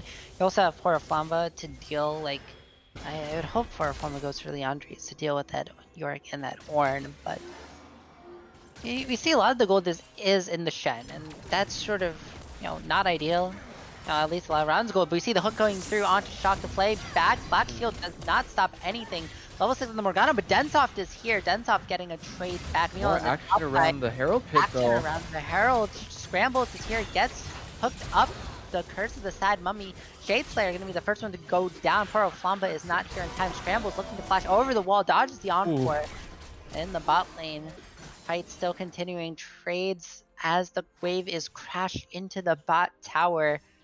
And that seemed to be fine for NSG, picking up the kill, not getting the shutdown onto Scrambles, but still able to pick up that kill. And we see Densoft actually getting traded onto. Vayne ult popped and the Black Shield popped as well. Seems that they're not like in agreement on who is going to stop the Densoft hook, because Densoft thought he was going to pop the ultimate. Shock was just like, oh, I have Black Shield for you. Would like to see them like not burning the same spell for multiple uses, but Tykerus, he knows it. He takes damage because the Maiden was hitting. I wonder if they just saw Jungle Twitch on that ward, though. There's a ward up in that last bush in top lane, so I don't know if they saw Jungle Twitch know, right? in there, but he might have just been barely out of vision, might have just been able to sneak in, but it's, you know what, kind of smart here not to waste your time. Don't stick around for too long, and he's just going to simply back, along with Tykerus too, just going for the reset, but a little bit of a lead here we see for ROTM, just slightly under 1,000 gold up, but again, where do we see the gold? It's nice that Scrambles has a bit of it, but oh, wait a minute, you might get some more. Going in. We see the charge doesn't stun the Yorick as a flash away should be good. Now suddenly your jungler is top while Infernal Drake is up. I mean, you do have bot prio for the side of ROTM pretty handily in deck. GM given full health, full mana, has both sums and the bullet time. Vayne's final hour still is going to be down for a little bit, but there are 2 sums. There is no flash on this Morgana though. And I feel like this low health, no flash Morgana is going to be the target. There is no stopwatch or anything like that to save Morgana. But Jungle Twitch is here, looking actually to start off the crab first. Dragon has spawned, and because bot lane wasn't high enough health to go for the dragon, this gives time for Shade Slayer to walk down into the river and assert control. And Jungle Twitch should have the smite up by the time he needs it, but I don't know if they're even going to go for it. The Mumu ult just coming off a cooldown right now. That Seraphine and Morgana not there, so simply going to be scooped up here by ROTM as they look to pick themselves up their second dragon of the game. And again, I really like seeing this focus early game from these teams. So, yeah, you know what? We've talked about how an early Drake can have a little bit of impact, but the main thing is you're looking for the soul regardless of what it is. And this time we are going to see the cloud coming in, but that to me is just spells more chaos for these games, as the mobility for, I would say, either jungler is definitely key here to looking for those ganks. And with that being said, Jungle Twitch starting up this Herald right now. Curious to see which lane he's taking it to. I would say probably top, considering you got 2 plates left. You got Tykerus, who is maybe behind in a couple kills, but totally making up for farm as the fight's breaking out here. Break out Shockwave, timed poorly with the Poppy ult, but either way, Amumu is out of the fight. Rift Herald going to be secured by ROTM. They got the Rift Herald, they got the Drake, and currently in objectives, they are absolutely winning. And crucially, they do get rid of that Maiden, so that is going to give Scrambles a little more breathing room for the next minute or so. Bot lane getting the shove in, but Dream not punished for Matsuro getting a good roam off. Seen a couple times now, I would say on both sides, that there's a little bit of miscommunication happening. We saw with the Vayne Tumble ult plus the Black Shield, you know, you can kind of save that Black Shield, wait Matsuro out until he actually does pop out a Flay or his box or the hook.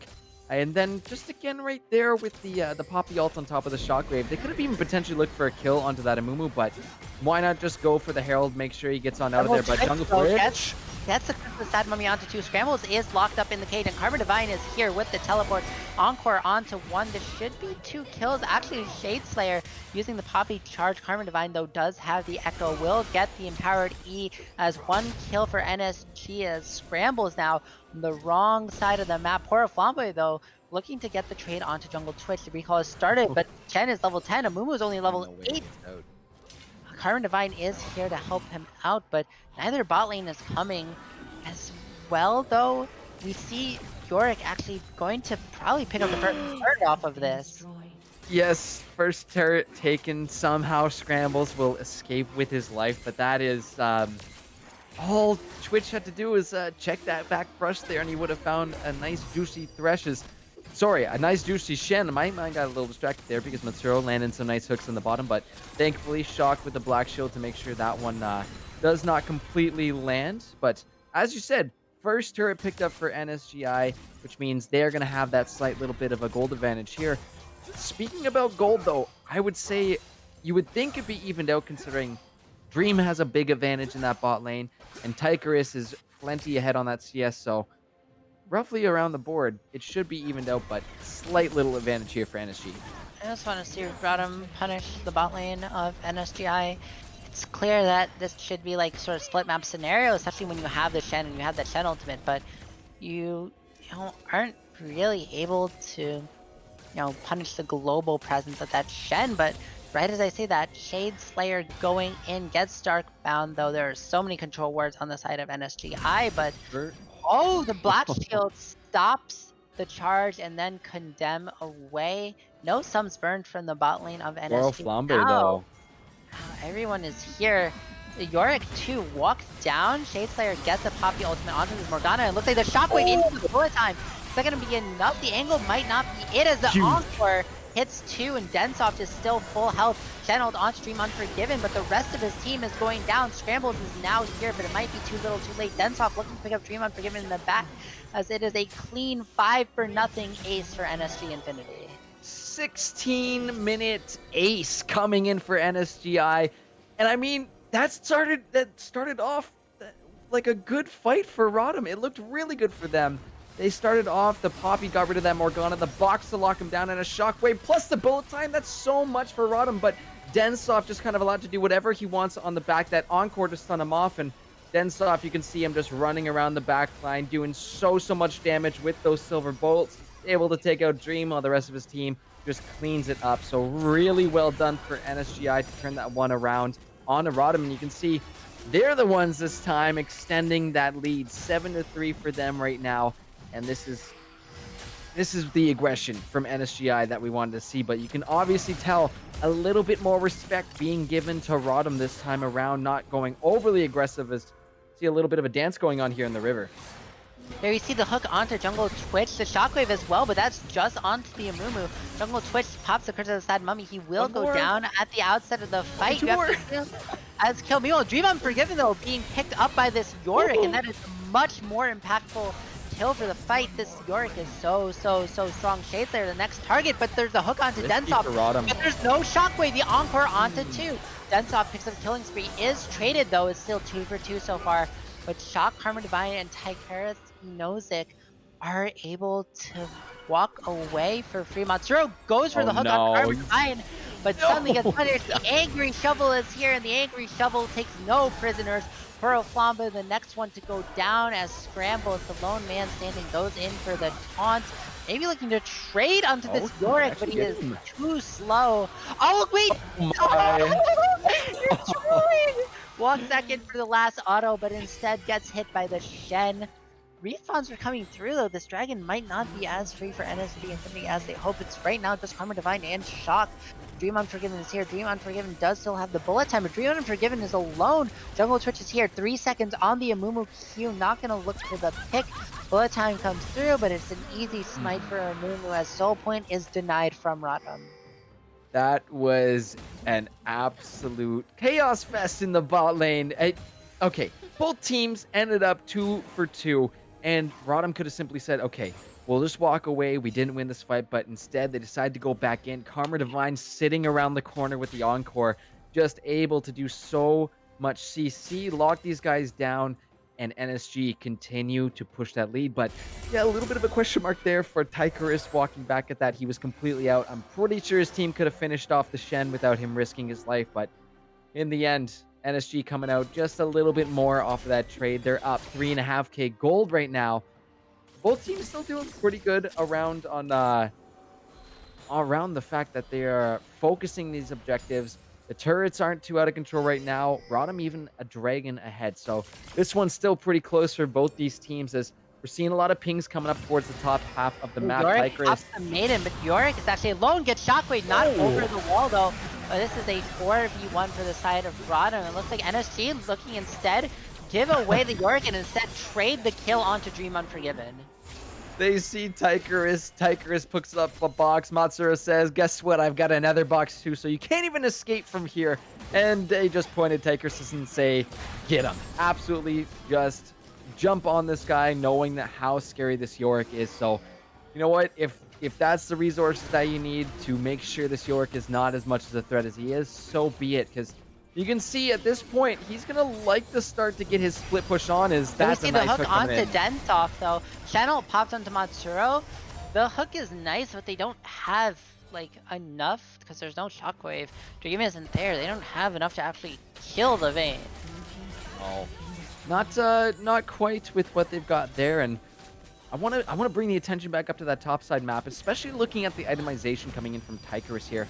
Hull Breaker is built for him. So at this point, you got to know Tychorus is looking to sit in the side lane, farm it up, and just take towers. So ROTM need to be really careful about looking for these next dragons, because anytime this Yorick is left alone, he is going to be doing obscene amounts of damage to those towers. And I just want to actually take a look too and see if he has taken himself Turk Demolish as well. Yes, he has, which means, yeah, those towers around the York, especially if he's by himself, are just going to be eviscerated.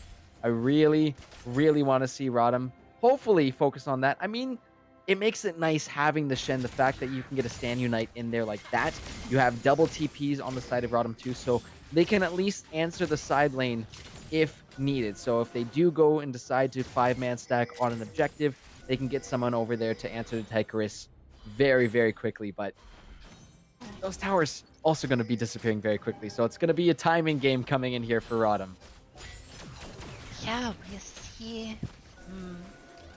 It's the problem with ROTM's comp is that they lack a lot of damage when you don't have Dream or Pearl Flamba in the fight. I feel like you need both of them, and you need both of their ultimates as well. So it's very, very conditional. And for a team that can split you up like one with the Yorick, it becomes very, very hard to like just have that straight on 5v5 that your comp wants. Karma Divine though with the flank, maybe looking to get the Encore flash wave nice. might be forgiven, but Pearl Flamba is caught up by the Amumu. He's gonna go down first. Shock and Densock dealing with Shade Slayer on the back. This Poppy just goes down, and that is 2 kills, and Baron is live. That should be free for the side of NSG Infinity. Bit of a miscommunication, a little bit of separation coming in from ROTM. They weren't as bundled together as we saw for NSGI. The bullet time even coming through too. You see how much damage it does, but this is going to be hard for ROTM to try and approach or contest this one. Just looking to go straight on over to NSGI as they pick up the first Baron of this game. Yeah, it's like, what do you do after, you know, your jungler goes down? You can't really contest that. I would have liked to see ROTM just not stand in the river and watch Baron go down, and instead like try and get a better setup for this Cloud Dragon with the empowered recalls. Even NSGI not punished, actually going to be able to get to the river first. ROTM just really, really slow on the draw, looking kind of lost right now. Yeah, we saw Shade Slayer try and use the Keeper's Verdict to at least get rid of a couple of these members of NSG there, which would have turned it around. But Divine, though, could this be the play? There's no bullet time though. Dream used the bullet time for after the play was over, and now he does not have it to finish off Karma Divine. And definitely punished for using that cooldown too early. Dragon's going to be started up. Shen is in the top side. How does ROTM walk in? Karma Divine does have the Encore as well. Any poke damage that's there just going to be healed up by the Seraphine. Poppy ults, gets flash shielded, and suddenly Poppy is in a bad spot. Look at that team fight. NSG Infinity absolutely taking care of ROTM. No wards to even see. Jungle Twitch sneaking around, and he just creeps up on ROTM unsuspectingly. An ace for NSG Infinity coming in as they're going to go ahead, scoop up yet another Cloud Drake. But the big thing here is, with the Baron, they're going to keep pushing these turrets. Let's take a look at this last fight that came through. Keeper's Verdict with a beautifully timed Black Shield to stop Tychorus from getting out of here. And the Amumu coming in from the back, locks down 4 members of ROTM there. NSG just simply saying, thank you so much, Jungle Twitch. We'll take care of the rest from here. Nicely done by NSG Infinity. You can see Tychorus taking that tier 2 and at least getting a little bit of damage off the inhibitor. Oh, I say a little bit. It's a lot of bit. That inhibitor tower in the mid lane, not looking too healthy after Tychorus was left alone with it. Yeah, and it like, when you lose a fight in the mid lane, that's like whatever. You know, you got picked. It's one thing. You know, you just they get the Baron, that's for free. But if you lose a fight in the mid lane, then try and like salvage a 3v5 at Baron with your jungler dead instead of just actually prepping for the next fight, that's suddenly throwing away your chance at winning a fight next. And ROTM, still went for it even though they just didn't set it up properly. And suddenly this gold lead that was gained by the Baron has suddenly blossomed into almost 10k for NSG Infinity. Almost. Yeah, that is still not a small number whatsoever. You look where that gold's placed. Oh, Dream might be a little bit... He should be fine. Got the lantern there to get him out. But you look where the gold is placed. Tycheris, Karma, and Densoft all are sitting pretty wealthy so far from how this game has been going on. We see a couple items at least for each of them. So this game is getting very scary for ROTM here, and I'm not too sure what they're going to do about this. The Black Shields are coming in huge from Shock. Seem to have gotten that communication, that timing down with this team now the game's gone on. But really still need to be careful about that Keeper's Verdict. If Shadeslayer is able to somehow get a couple of these members out of these fights, can be turned into the favor of ROTM, but we've seen the past couple fights that he is not allowed to do that. Yeah, and we see Tankers are just able to 1v2 this Shen and this Poppy. He's level 15. Look at this slugfest, bunch of big beefy boys. This They're Yorick, trying. will he be able to win the 1v2? Is actually has to flash away. Scramble's dealing a lot of damage. Flashes from both sides. Oh, boy. Yorick does go down, but on the other side, Jungle mid Switch lane! goes in, and your team just stepped up too far forward. The bullet time does absolutely nothing. United, though? Stand United doesn't go off. Dream is actually picked up before the teleport can come through. And yes, you got the Yorick, but you lost 3 kills and an inhibitor. ROTM spends so much time up top. Shadeslayer and Scrambles do eventually take down Tycheris, but at what cost? You leave your Misfortune, your Thresh, and your Orianna all by themselves mid, and all it takes is one piece of CC, a lot of chaining to come up and follow that. As you saw, Karma Divine with another beautiful encore to just absolutely take out ROTM there. And for that, mid inhibitor is gone. Super minions are going to start marching in. And we've got both a Baron coming up in a minute, the next Cloud Dragon coming up in a minute and a half. So this is looking really tough for ROTM to come back in. That gold lead now extended to about 11k, 10.5 if you're going to do some quick math there. But this is NSG playing that aggressive style very well this time. More controlled aggressiveness is what I'm seeing from these guys, and they have been doing such a good job this game, taking that lead, extending it, and not letting up on the gas pedal for this ROTM team. Yeah, I mean, you know that your team is going to try and get a pick on this Yorick, and your only job as mid and bot lane of ROTM is to not die. And, well, that didn't exactly work out so well. I mean, this is scary stuff, though. You see the pings coming towards the Baron.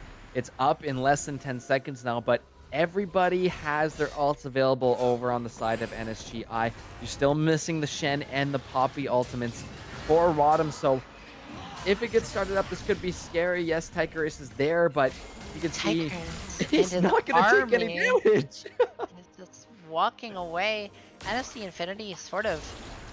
they're deciding to go for the Baron. They're deciding to go for Dream and Matsuro. Jungle Twitch, maybe looking for a flank. No, not going to be able to get around to the side to pick off this MF and this Thresh. And they have their way on the map. ROTM, like, I'm surprised that they even were able to set up Baron Vision for free. But, like, what are they going to do? Are they going to trade Baron? No, they don't have damage. So this Dragon's going to be melted away here. Taken, and then they can just walk. Hey, look, ROTM's trying to trade Baron, but you do not do that nearly as fast enough. Oh, you better go faster. Yeah, okay, no. To leave.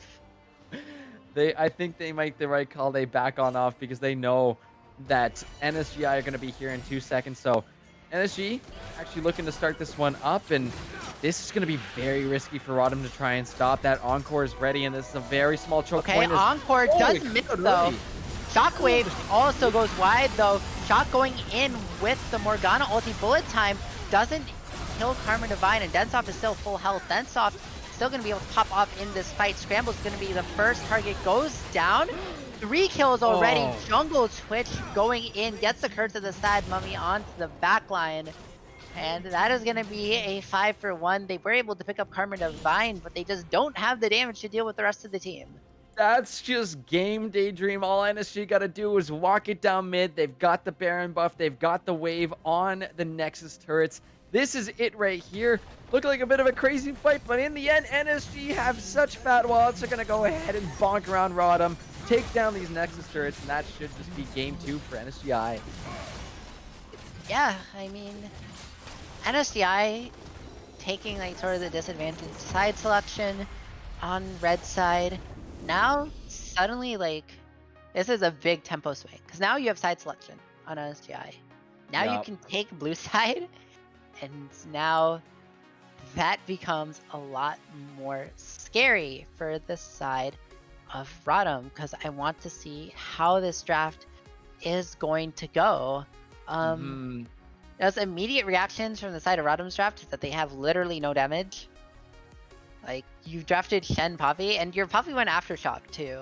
Like, I would have liked to see, like, even like a Divine Thunder, sort of like Bruiser Poppy to do literally anything. But, you know, you got early gold, but congrats. It's on your tank Shen that is only ulting to the fight anyway. So, most of your gold is gone. Dream wasn't able to get that same, like, kill advantage. He was able to, like, win in farm, but was there any, like, punish? Not, you know, really. Not as much this game as we saw from Shadeslayer in game 1. But I mean, there has to be some answer to that York. There needs to be some sort of I would think it would come through with a ban in the first round of those bans. But then again, you got to give up something else. We'll have to see. We'll have more answers, or at least more predictions for you as we get going. But we're going to take a very quick break as we get ready for game number 3. Both teams currently up 1-1 as NSG takes game number 2. But this is spicy. We got a series on our hands now, Daydream. Yes, we do. As we're going to do a quick break, and we will be back for game 3 draft. See you soon.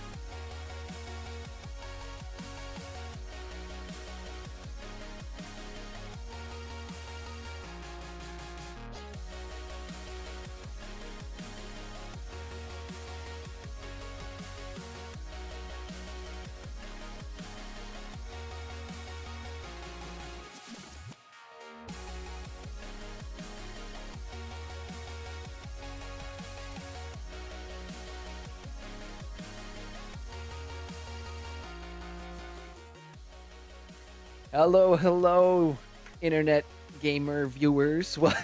Welcome back to LAS Premade Fall 2021 Grand Finals. Currently, both ROTM and NSG Infinity are up a game each, and we are about ready to hop into draft for game number 3, so we won't delay this any longer. We'll give these players the ready check here, but very interesting to see what happens this draft. This has definitely been a huge part of how these games have been going. Keeping an eye if these first rounds of bans are going to involve a York from the side of ROTM. But this time with NSG Infinity having side selection, they've gone for blue side now. So we'll see if that York does get banned away because I wouldn't be too surprised if it's left up. They go ahead and pick it up very early on in this draft. So ROTM right now has to ban if NSG. I think even if NSG doesn't, I think ROTM has to ban both Yorick and Seraphine. And that means based on their previous drafts, they're leaving up either the Anivia or the Caitlyn. NSG Infinity can ban the MF, and because Seraphine is either forced to be banned or first picked, Dream is going to have to reach further down into his champ pool. We see the Blitzcrank being on, and we see the Anivia still being banned. Yep. So we'll have to see if the Yorick or Seraphine will go through. I anticipate it's going to be Yorick ban R2, and then if Rodham sees that the MF is banned away by NSG Infinity, they're going to go ahead and ban the Seraphine as well. See the Lux ban from NSG Infinity, that was really good. Porta Flambe looked to have a lot less impact on that Orianna than with on the Lux, and we see the Caitlyn ban again. There So it either is. Seraphine or It's Yorick got to is be a going York through. here, though, right? There's a lot to ban, though. You have to consider the Seraphine potentially being Really picked up, but Yorick, and yeah, this is like Seraphine first pick for free, right? this is what you were talking about in draft for game number 2 is That's you gotta respect those picks, but Seraphine picked up and Misfortune does make it through the draft, which means Dream's gonna be playing that for a third game.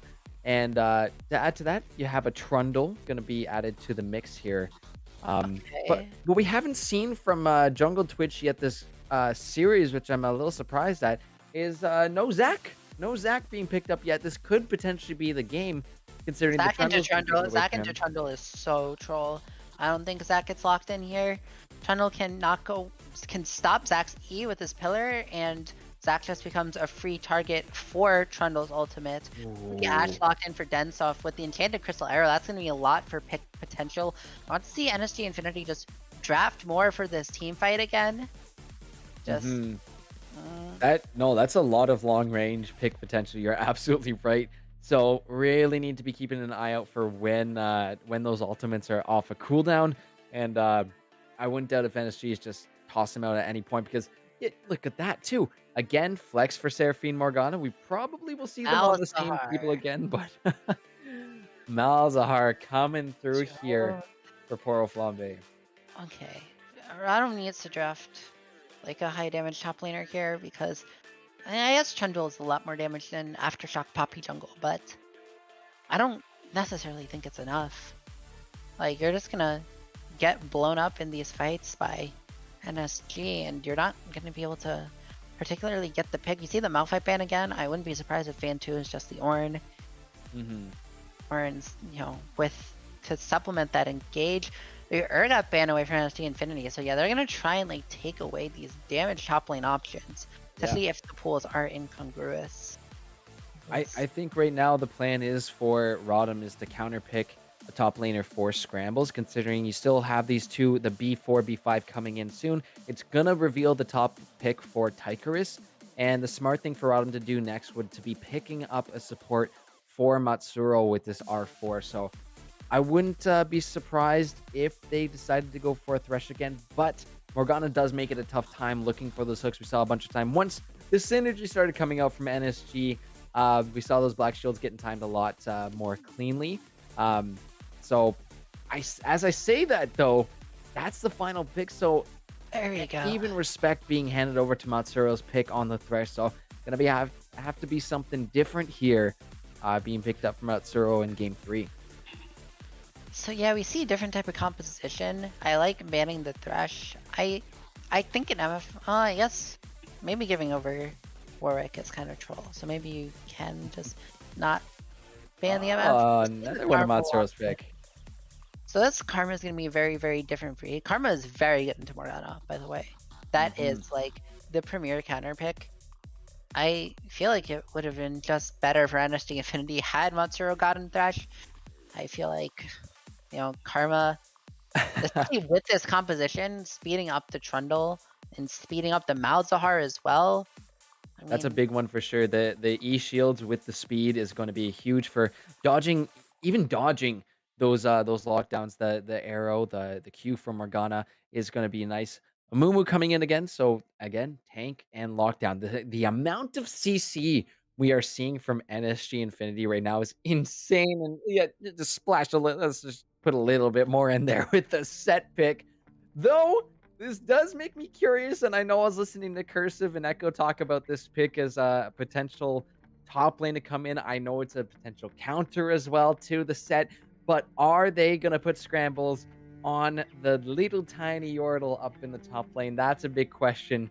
There's Is no way, right? do they pick the team? Oh They no, go they into go the for the Wukong, monkey. right? Like the Wukong.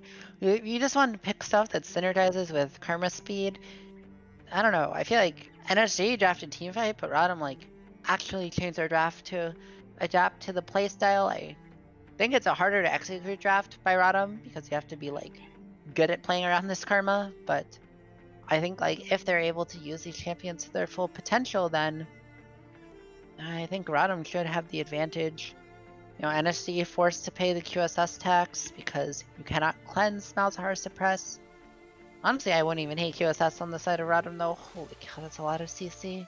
Yeah, there might have to be some QSS tax coming in. Again, Dream has shown us that he respects NSG Infinity's pick potential, which is why we've seen the cleanse from him tonight. But this is just ridiculous amounts of chain CC that NSG, if played correctly, should be able to chain up and just really make life difficult here for Rodham. I mean, you get one long, crazy arrow that comes in out of nowhere, a Mumu to follow up, the Morgana to get a binding, even her ult as well is going to be just ridiculous to deal with. Seraphine.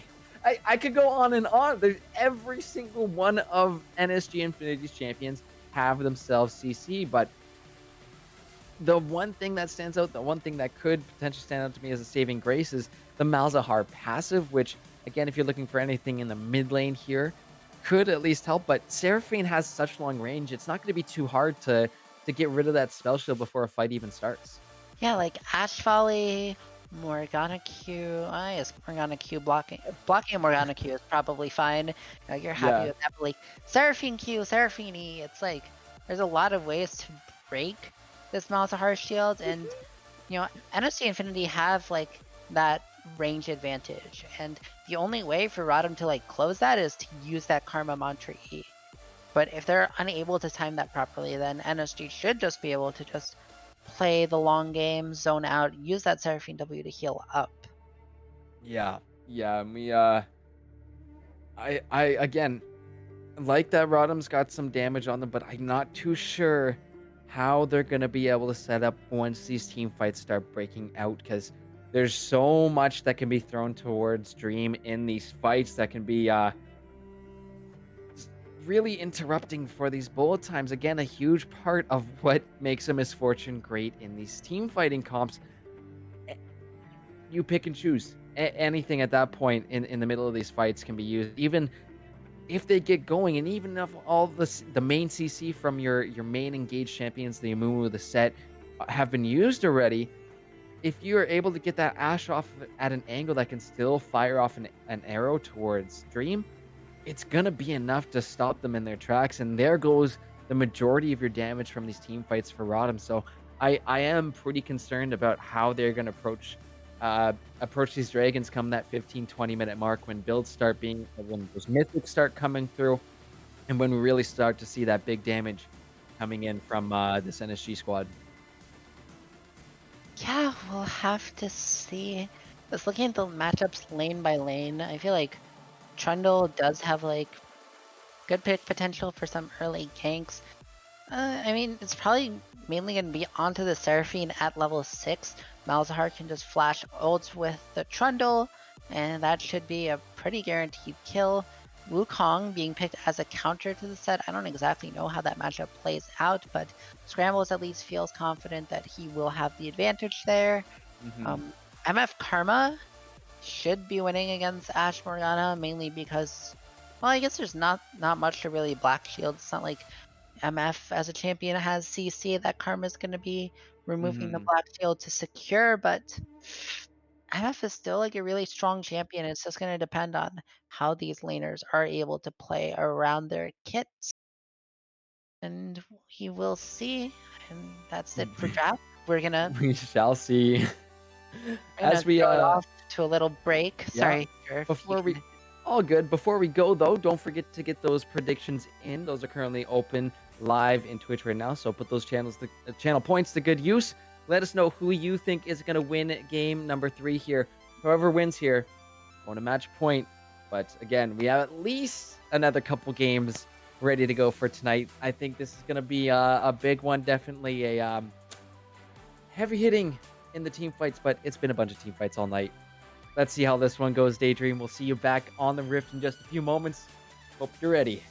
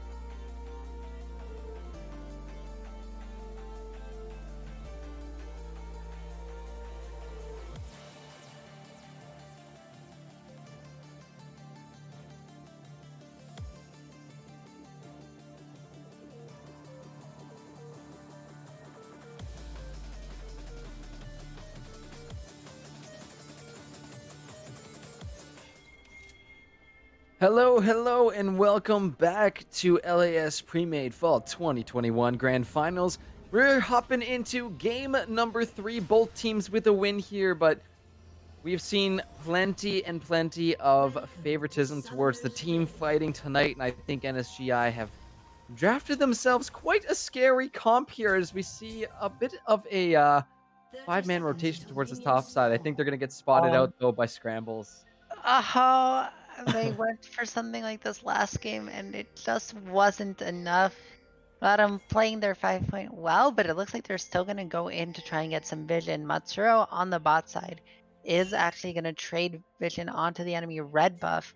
So it's just going to be some wards for some wards. No fighting happening, which is, I mean, this is a step up. This is a step up. We're getting Minions there. have Hopefully, game spawned. 4, we'll have a full out level 1 brawl. Maybe by the time we get to the end of the night, both teams are gonna be like, let's put on a show for the folks at home. Not that they haven't already, because these games have been bloody, they have been brutal, and it has been a very spicy night so far. But yeah, like you said, just an exchange of words on each other's reds right now. So both teams are gonna have that early game information for where each other's junglers are starting, and that might give a little bit of insight into where they're heading in these early levels. As Amumu, great for ganking early, especially with the fact that Riot decided to give him not one but two Qs. So it should make for ganking potentially top here as Medusa Scrambles already starting to play the mind games. And that's kind of what I had a thought of going into this.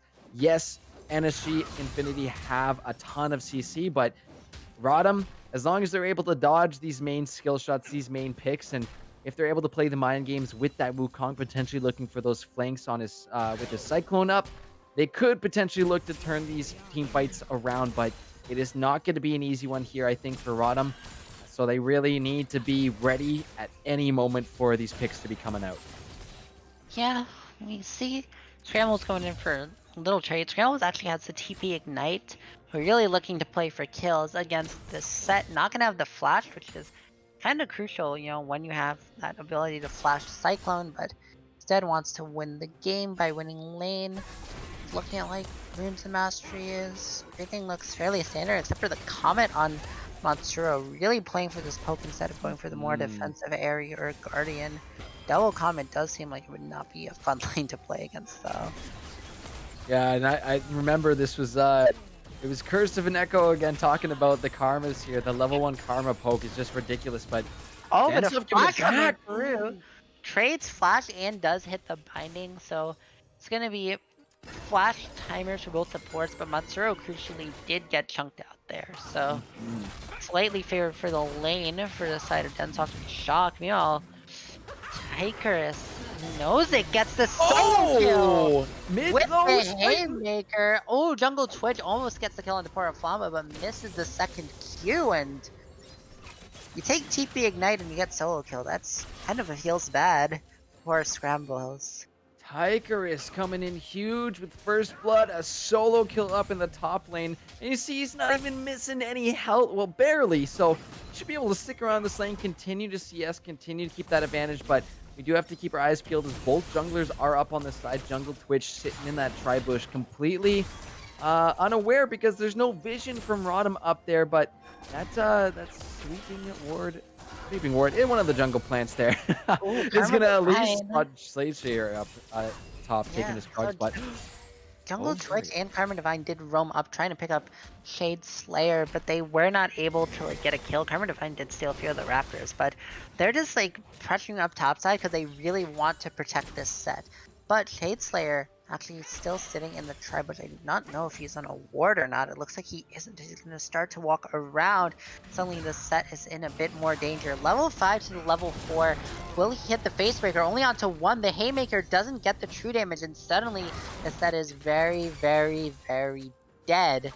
And that he is. He's going to be gone. So nice little response from Shade Slayer to, even though that he was spotted up there and he did decide to go for the back, coming back around for the loop, picking up the kill for himself and getting a little bit of an assist on over to Scrambles. Though I do want to point out during that time, Shock was able to walk all the way up past the blue buff here and get a ward down. So he's going to spot Shade Slayer walking his way down here. And Jungle Twitch, though, was considering going for the Grom. Though with that information, he's walking up quite far, so that ward is not gonna do as much work as we hope. And Since suddenly was there, Poro Flamba is roaming down to the river. This could be a fight. Dark Binding onto Monstro. Looks like they're gonna try and burst down the Karma. The exhaust comes through. Black Shield finally. Densoft will not. Oh, he will pick up Matsuro, but Shock is immediately traded. Karma Divine is just not able to get here. Does have no, Dream! another trade for ADCs, but looking to be a 3 for 2 as Jungle Twitch should not be able to make it out. Karma Divine had no real mana. So, you can't TP, and you don't have mana either, so you can't shove the wave. So, huge wave gonna crash from the bot side. You see here, though, a little bit of a skill shot going wide there, but it's an initial trade for these supports. So these guys go down. You see a bit of the bullet time coming out before Dream gets CC'd. Unfortunately, he's going to go down too, but it just means both sides are picking up both the bot lanes here.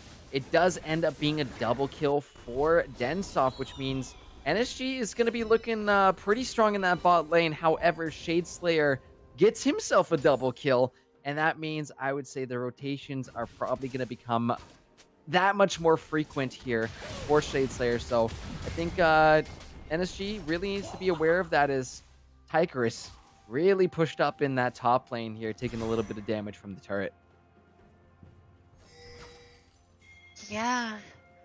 So this Trundle is probably going to go Divine Cinder. Divine Cinder press the attack Trundle is a very, very scary threat. I normally, if Trundle's not ahead, his damage is sort of lackluster, but now that he has 3 kills, he's going to be above the curve. He's going to have a Karma speeding him up. He's going to have the tank stats from that Subjugate, but it looks like Jungle Twitch is going to take the free dragon. Seems that ROTM's vision just wasn't, there in the river. Densoft's going to walk over and help. Actually, Shadeslayer walking down. This dragon goes down first, though. Matsuro looking for the root onto Shock with the Black Shield is enough, but Densoft is still going to be walking out. Poor Flamba and Shadeslayer might look for the same trade that they made before. In the top lane, Tykerus Enozik goes the question mark things are coming out. There is the pillar. Ultimate down onto Jungle Twitch. There's no Black Shield, and that is just a pick. Karma Divine can only just shove mid as... Shadeslayer's not done yet, though. Constant numbers advantage in the bot lane, and Karma Divine is getting waves in, but when the Malzahar is gone, I mean, Karma Divine can see when this Malzahar is roaming down. You just cannot play that aggressively in the bot lane. This reminds me of what Densoft was doing in game 1 with Frosty and Jungle Twitch there too, getting caught out.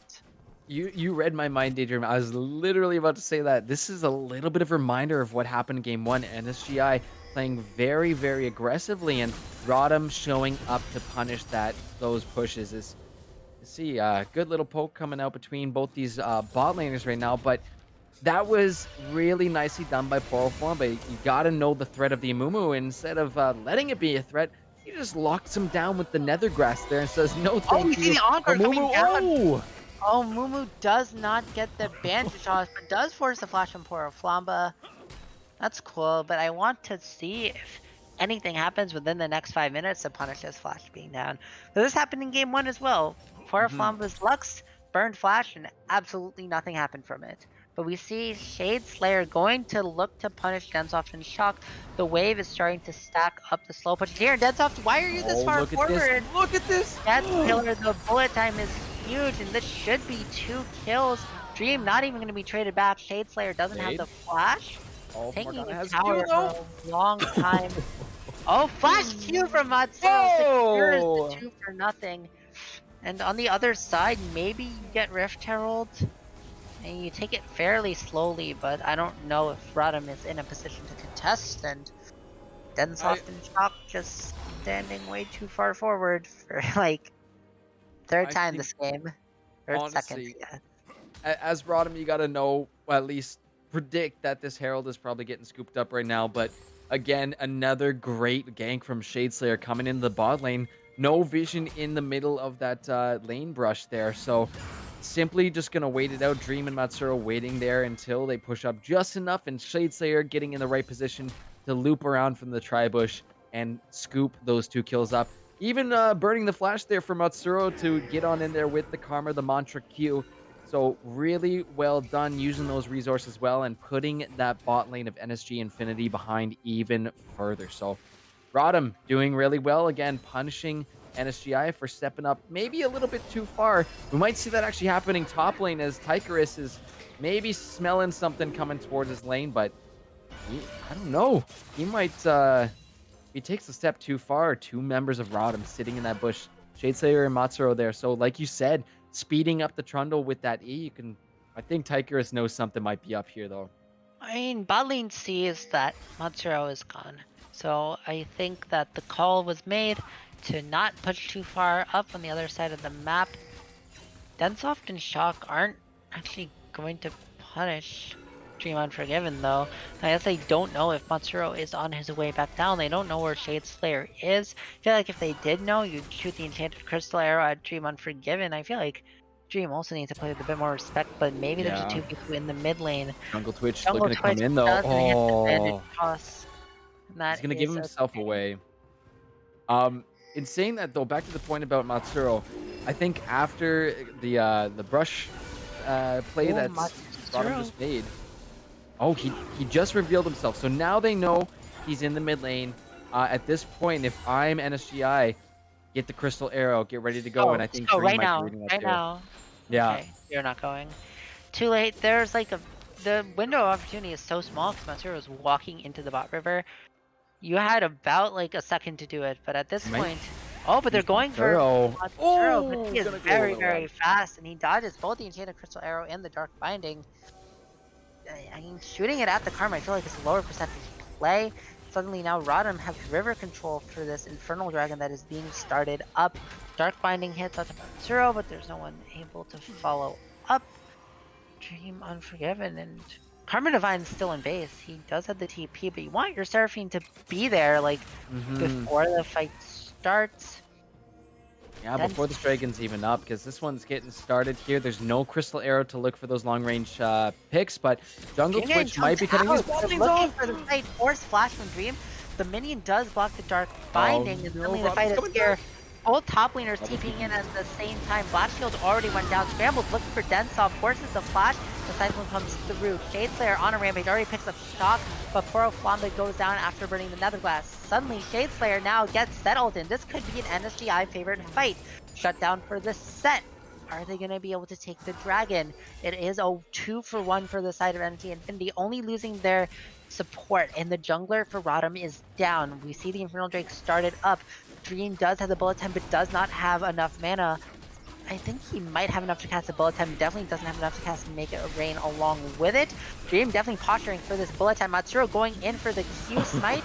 Steals it away. Smite steals it away. I mean, it's not a steal. It would be a steal of Karma, or the one who said it, but Smite secures it. That is the word that I was looking for. Jungle Twitch maybe looking. I mean, he doesn't have vision of Matsuro.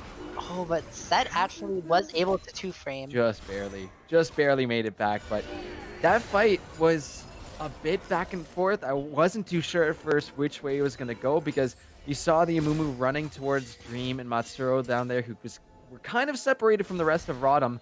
They another fight in the bot lane, though. Always fights in the bot lane. But Densoft doesn't have enough mana, I feel like, to commit to this. These volleys are going to cost so much. Dark Binding does miss on Dream, and we see Shade Slayer going in. Jungle Twitch going to be the target focus down first. Will he go down? Maybe a double up could be enough, but the Dark Binding is there.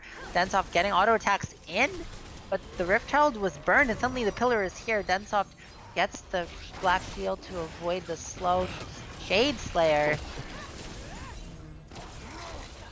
Yeah, Rift Herald goes down, but at the end of the day, that's like, you wasted Rift Herald, because Densoft did not have the mana to commit to that. There's no way Ash is ever going to use Enchanted Crystal Arrow with that low mana.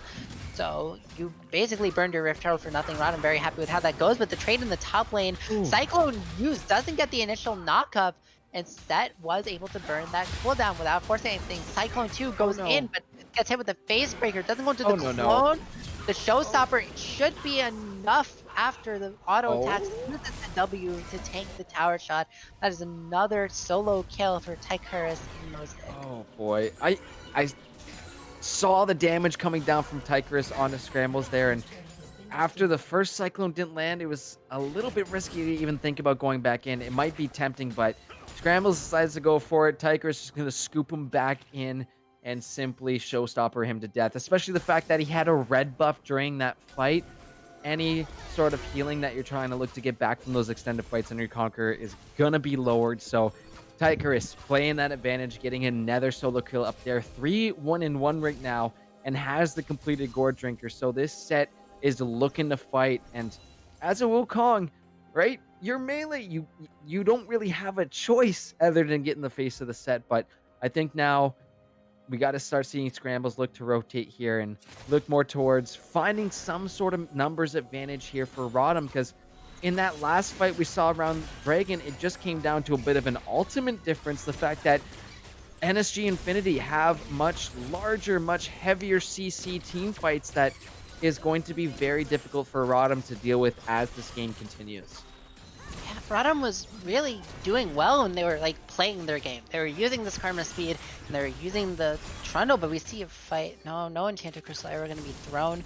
I don't think the bot lane of NSG Infinity are confident that their Trundle isn't there. Looking at the items, actually Dream does have the Yomus and there's no shield on the side of Densaw, so I don't even know if that's winning. Oh, Dark Binding not going to be enough as the Mantra Q is traded back. Shock actually surprisingly low. Gonna try and heal up with that passive Spell Vamp, but the double up Densoft also taking a lot of damage. The laning prowess of Dream and Matsuro is here. Dark Binding not going to be followed up on. They have the shield, because on the other side of the map, the Rift Herald is being secured pretty much for free. ROTM isn't really doing anything on that side of the map. I guess Dream and Matsuro are getting a free push, but unless you follow the Rift Herald, it's not worth. Yeah, this is pretty good for NSG Infinity. They pick up the second Rift Herald of the game. I think that first one went down just because it was getting to that point of expiring. So maybe they can get something done with this second one now that they've secured it. And you know, not long away from that next Dragon coming up, you could decide to go toss it in top lane for Tychus. Let him keep pushing. Bullet time coming out.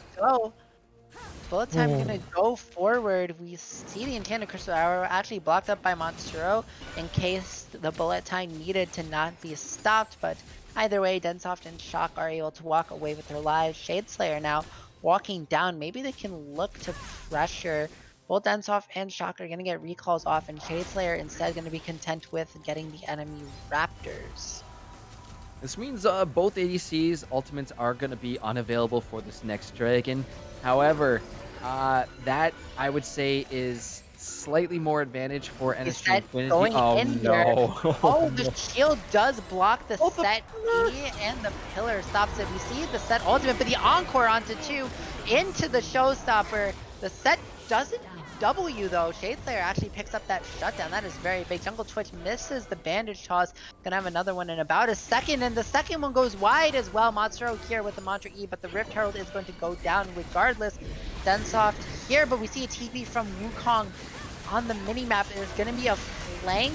We see Wukong coming in, gets the Cyclone. Densoft gonna be in trouble. Kristen the Sad Mummy though protects him for long enough. Dream Unforgiven flashes forward into his own demise.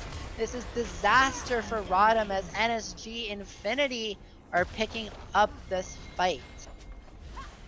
A bit of a wild turtle moment we see coming in from Dream. A little unfortunate to see him go, but again, at the end of the day, it's going to be a Dragon. But as we see this replay coming through, see nice stuns coming in from Seraphine. Matsuro looking for a leash, and it looked to be a good flank from Scrambles, but again, just shut down with Curse of the Sad Mummy. Nowhere to go after that.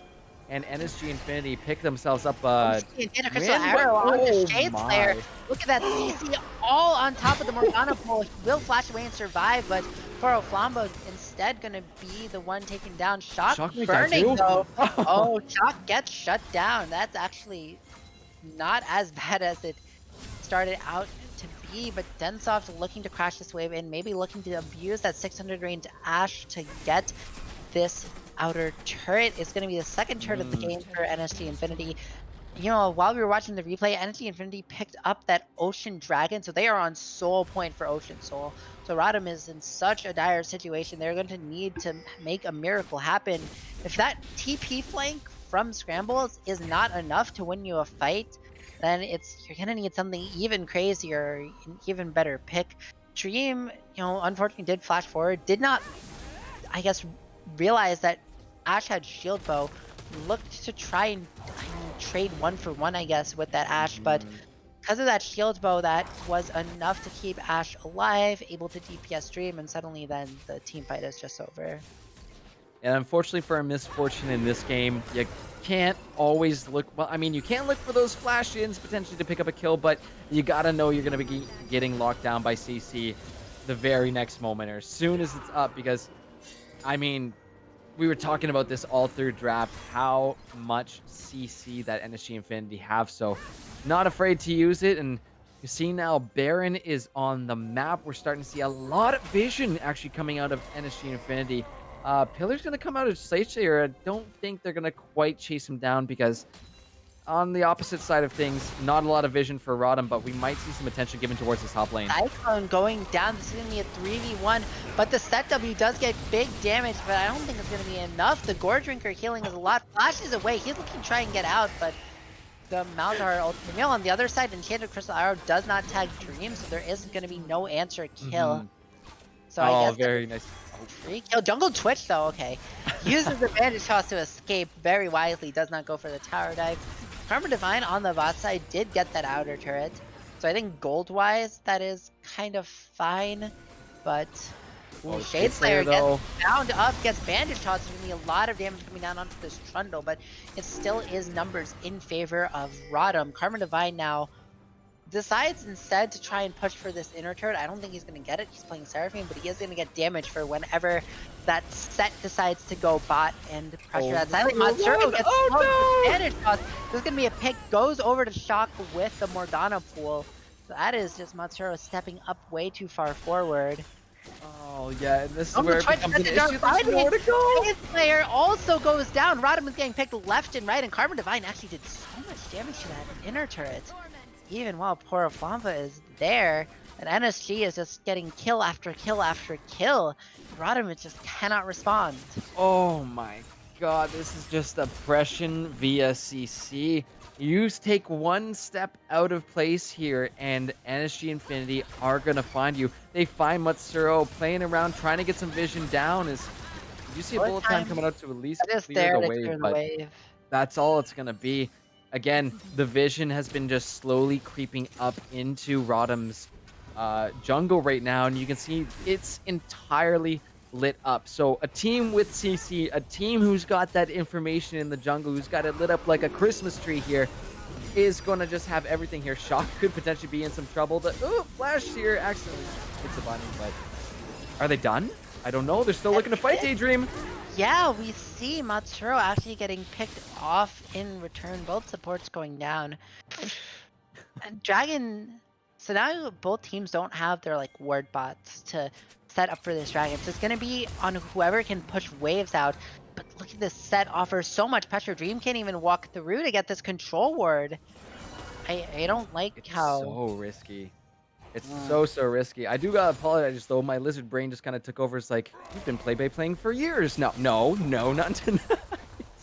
But this is so scary here for ROTM. 22 seconds left until this Ocean Soul is available for NSG Infinity.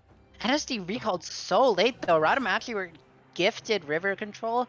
It doesn't mean that they're gifted the Drake. Obviously, NSG can just force a team fight, but that's definitely like a good sign, especially now that Dream is going to be able to get the mid push. Scramble's getting the bot push. He TP'd bot, but we see the Dark Binding onto Pora Flamba.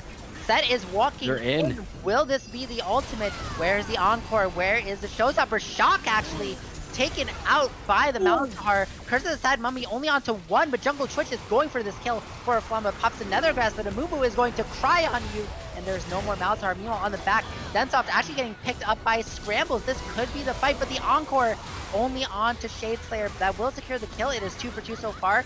Bullet time going down, not going to get enough damage. Matsuro and Dream are so low. Scramble is the only one full health on the side of ROTM. But we see Karma Divine gets the shields. This is the power of Seraphine in these extended fights. You see going through, and ROTM just have to run. It should be the Dragon set zoning. Misses the Haymaker, but that's fine. NSG just fishing for any form of CC to finish this one off.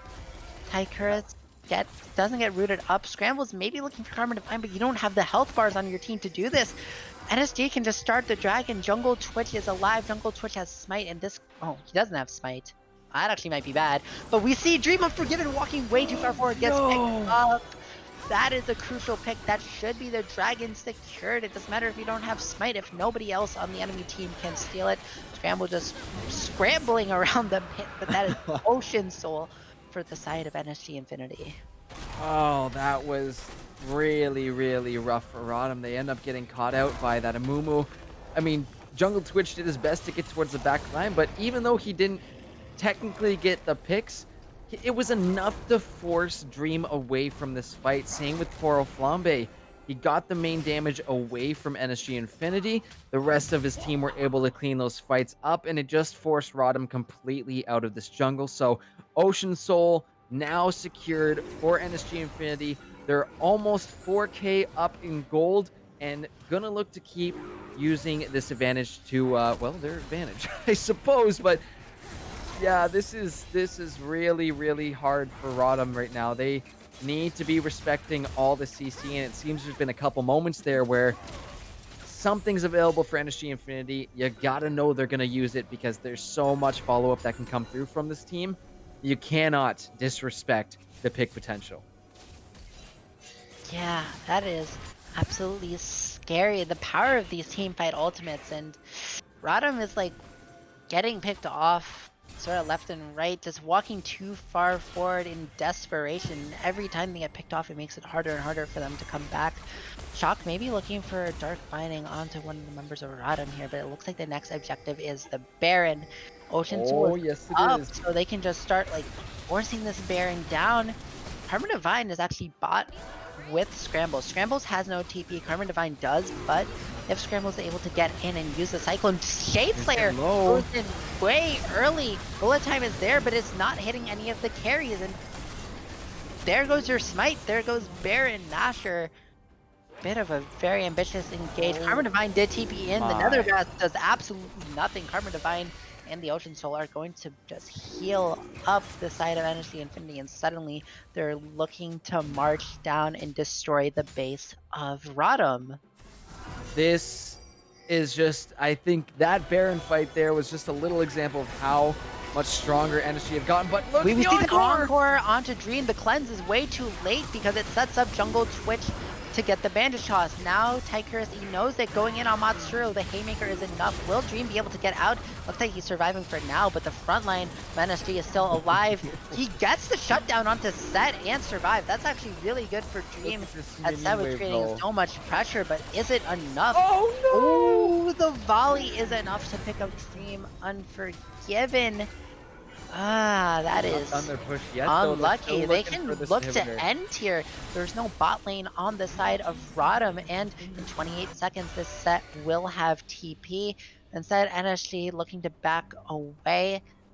Not gonna greed for the end. We'll see what they choose to do next, as you know, objectives are gonna come up fairly soon. Elder Dragon in 2 minutes and 50 seconds. If the game doesn't end before that, that will be the game-defining team fight. If ROTM are able to make a miracle fight around Elder, suddenly this game becomes winnable. But other than that, I don't see how you win. I don't see how we even walk into that jungle with all the ultimates available for NSG Infinity. You saw, again, using this Baron power play to their advantage. They take out the mid inhibitor. They take out the tier 2 top lane. So the gold lead has now been extended to 7K here. So this is the point in the game where, you know, how do ROTM even find a way back in? Do they get a lucky pick? Even if they decide to go for someone like Tychurus, who might be on his own, he's not going to be easy to kill. You can see how much respect Scramble is giving over to him. He backs way the hell off here and says, no, thank you, sir. I do not want to deal with that. So this is just looking very, very rough for the side of ROTM. But in that last fight, we saw just how much this CC is playing a role in these picks, right? The Seraphine ult landing on a Dream Unforgiven. Cleansed away, yes, but immediately the flash Q from Jungle Twitch to say, okay, sure, you got out of one. We've got so much more CC for you. Let's go. Yeah, and it looks like both teams are actually going to posture on this Elder to end the game. You see NSG Infinity looking into the blue side jungle of ROTM. Could this be a fight? We see the bandage. Goes fight in Candy Crush Arrow. That forces Flash. and suddenly gets Shade Slayer. Not going to be They the might target. be Gets done. Earthbound out. He is done. Encore onto 2. Matsuro is going to be the next one down. Densov gets hit by the Nether Grass, but it doesn't matter. There's no damage. Shock is just fighting on the side against Dream Unforgiven, and he wins the solo kill for the support on enemy ADC. No Elder needed. NSG Infinity going to run ROTM down to pick up a win in game 2.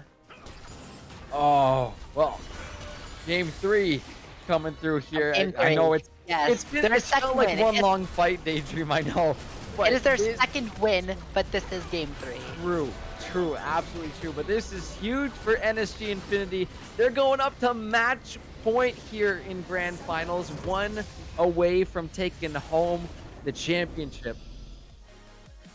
I'm at a bit of a loss of words there for that one.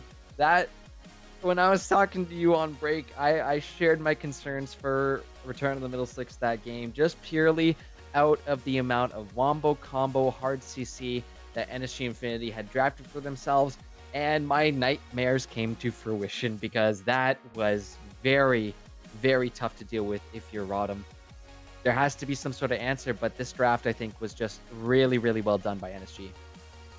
Yeah, I mean, theoretically, ROTM's draft should be able to like hold their own if they play it correctly, but it seemed that they were very uncomfortable playing this style. I want to see Matsuro back on a playmaker of some variety. If anything, like, don't save your Thresh for R2, because I don't think Blitzcrank ever makes it through. So I think you really want to pick up that Thresh, and I think NSG Infinity, they really want to pinch the pools of ROTM. Like, I mean, actually, no, I don't think you ever give Shade Slayer Warwick. But, you know, you could maybe consider, like, tailoring these bans to keep the pressure up.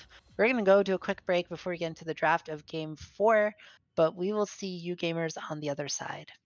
See you soon.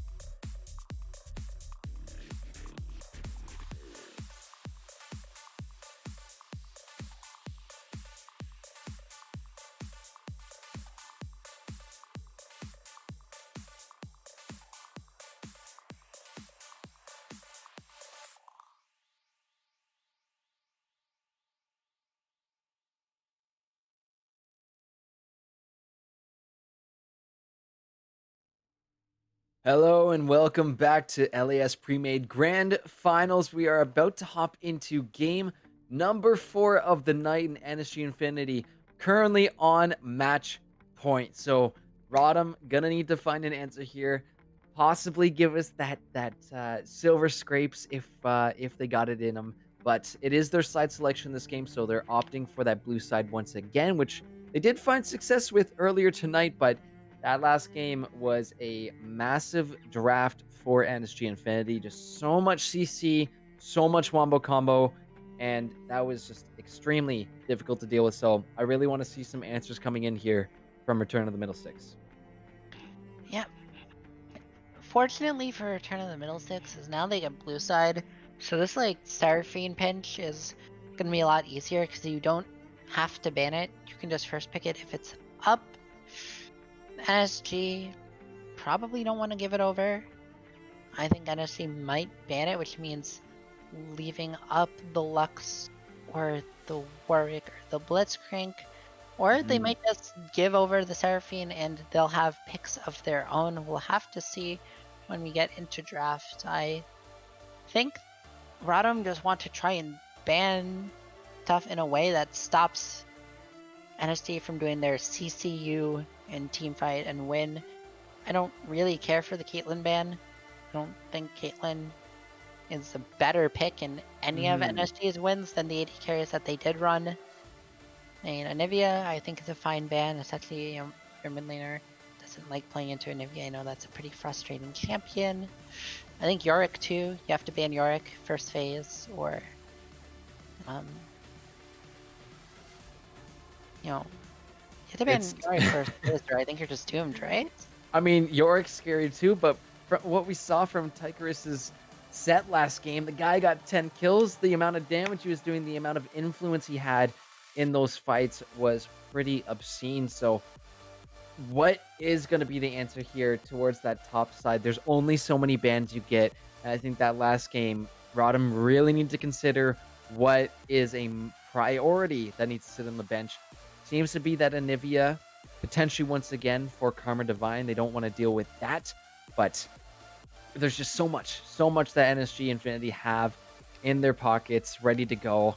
It's definitely going to be an interesting draft coming in as we start to see the bans here. Yeah, alright, so we are getting into bans. The Anivia banned first from Rodham. That still makes sense. Nothing too, like, out of the ordinary. We'll see what NSG Infinity choose to ban. They're still taking away the Warwick, and now the Yorick is taken away as well. Definitely still respecting the ability of Shadeslayer to bust out the Warwick, but what do they leave up for Rodham here? Is again that B1 we've seen tonight has been going towards the Misfortune. Don't know if they decide to go with that again. Again, it is comfort for Dream if they want to roll with that, but you just draft a bunch of There is a CC. Morgana ban. I think that's good. The Black Shield is kind of being used as a crutch for some of NSG Infinity's positional errors, really forcing. I think NSG has to ban the Blitzcrank, right? Because now you don't have an answer to it. You don't have that Morgana that can Black Shield the hook. No, but there's still a potential Thresh out there for Matsuro if they do decide to pick that one up. But B1 this time. I like this. I like this. The Seraphine coming through. Potentially going to be the answer is, do we pick up the Misfortune for Densoft here? Or do we look for an answer? Because that would be, if I'm Rodham, I'm hoping that NSG Infinity doesn't take that away. You get the Seraphine for really poor Flambe, Dream, or Matsuro can be flexed in any one of those positions because we have seen Dream busted out as an APC. There's Misfortune. So now Densoft is going to finally have his hand at the Misfortune here. I want to see, I think Shock might default to a Leona, even though I don't like it into the potential Thresh lock-in from Matsuro. And waiting for that, but you know what? Thresh. You counterpick our Seraphine, we're going to take away your Thresh. That is what I like to see. Shock taking away the Thresh from Matsuro, and suddenly, unless Matsuro has a champion that can fulfill that same role, that is a good draft play from NSG Infinity. Getting ready to take the opponent's champions away from them. We might even see something new coming in from Matsuro, because from what I'm looking at, he's had the Blitzcrank, he's busted out the Rel before, but and the Alistar. But Rel and Alistar gonna have a tough time against the Thresh again. That Flay for getting rid of those engaged supports is just so key. That's what we saw from Matsuro in game number 1, and that's what Shock's gonna be doing here. At least saying, go ahead, pick an engaged support. So I don't know if we see that that being the answer coming through here. Malzahar going to be coming through from Poro Flambe once again. And what is this pick going to be here? The Rakan. Interesting. Oh. Don't know how I quite feel about that. Again, those points I was just talking about engaged supports, but the answers are either Rakan, Alistar, or Rel, and all of them are bad into Thresh. The thing about Rakan that isn't like the other two, that Rakan is very, very, very squishy. And when you're playing into MF, you know, the chance of getting bullet timed, like, because you're going to want to stop that bullet time as Rakan. You're going to want to use quickness, you're going to use your grand entrance. You know, at that point, you just have to hope that Thresh is not going to play you out. But even if you do stop it, you're going to take a lot more damage than an Alistar or a Rel would. You see the Poppy ban from NSGI Infinity. I want to see the Trundle band as well. If you're going to lock in that Zac R3, I do like the Zac pick into like the Seraphine Malzahar, really dealing with those immobile champions, you know, by jumping on them. Also supplements the playstyle of, you know, that misfortune to get the bullet time in. You can use a stretching strike to drag 2 people and hold them in that bullet time. So it's a very powerful combo. Again, indexing for this team fight that has won NSGI Infinity the past 2 games. Got banned away from ROTM. I think they're scared that there's NSGI the Trundle. There's the Trundle ban. Okay. I would think maybe a set ban coming in here, especially the way Tycheris just played on that last one. But again, you could potentially pick up something like the Ornn, which is massive for these team fights, can really set a misfortune up for some really, really good bullet time. So there's the set as it gets taken away, but only a couple picks away from seeing what these teams are going to fully look like, and I'm excited for both. I'm excited to see what these guys have here. I would think maybe saving a counter pick for Tycheris, but we'll have to see what NSGI Infinity are going to go for, considering you see the Malzahar up. It's probably a good guess. And the Zyra for Karma Divine. Absolutely. Those plants are going to be great for getting rid of the spell shield. I love Zyra so much. I had to play against Karma Divine Zyra last split, and that was absolutely miserable for me. I'd rate that experience a solid like 2.5 out of 10. I like the Zyra here. Like you said, Proxy Malzahar shield has that AoE ultimate to play for the team fight, and we see Vi. Ooh, that is a champion in League of Legends, folks. And Vi is going to be very good at going for dive. So I guess the game plan from ROTM is to like dive with Rakan and Vi and then drop the Seraphine ult on top of them so that gets extended and hits the entire team. I don't know where Malzahar fits in this. And I think ROTM can blind pick top. They have to pick something that's fine into Ornn, though. So I feel like NSGI is always going to default to Ornn. And Shen is locked in. Oh. Could potentially look to... I don't know if he brings out something like his Malphite. Ornn's definitely a safe pick in this, considering you bullet time, you get the Zyra ultimate out. That Zyra ult can be huge around objectives. Just based on the sheer size of the damn thing, it can be really, really huge. But going for the safe pick, it's going to be the Ornn. So, I do not like the Shen pick whatsoever. Because your only physical damage on the side of ROTM is Vi. And Vi, for one thing, is... I mean, Vi has the AoE with her E, but that is not, like, enough AoE. She also has armor break in her kit, which is absolutely useless with your team. Because you break armor and, you know, nobody is, like... You have Shen autos, I guess. Where's your AD? Yeah. Like, you have a Seraphine ADC. So Vi's power budget that is put into her armor break is useless. Every time Vi presses R, which is a very powerful skill, don't get me wrong, but every time Vi presses R, that is suddenly like 1 to 2 seconds of your entire team not taking any physical damage. So NSGI can just stack MR. You know, Karma Divine on the Zyra can go Banshees fail, that makes it even harder to get hit by that Encore, by all that CC. This Zac, this Ornn are going to be so tanky with all the magic resist that they get. MF, then MF is just going to be there to press R. I feel like you can just go lethality here. And even this Thresh, you know, with the natural magic resist he gets from the souls, they're going to be so tanky. And this reminds me of Games 2 draft, where ROTM just drafted a Shen and didn't draft any damage. Game 2, the Shen just didn't look good. They weren't making plays, sending the Shen ultimate bottom. They didn't seem like they were equipped to play around a Shen, and to opt into that again blind is very baffling to me. I again seeing a lot of strong team fight here for NSG Infinity, but I will just theorize here. Jungle Twitch has played a lot of those Zac games, and clearly what we've seen tonight, at least in the early games, there was that ROTM have been doing some homework. So hopefully they have a plan for how to deal with this Zac. Their rotations coming in, kind of predicting where he's going to end up. The Vi can be very aggressive too. I don't know how likely it is we see this, but in the past, I think it was in one of the LTS games, we saw a Vi coming through with Electrocute, and it was absolutely ridiculous. I think it's probably going to be Electrocute Vi.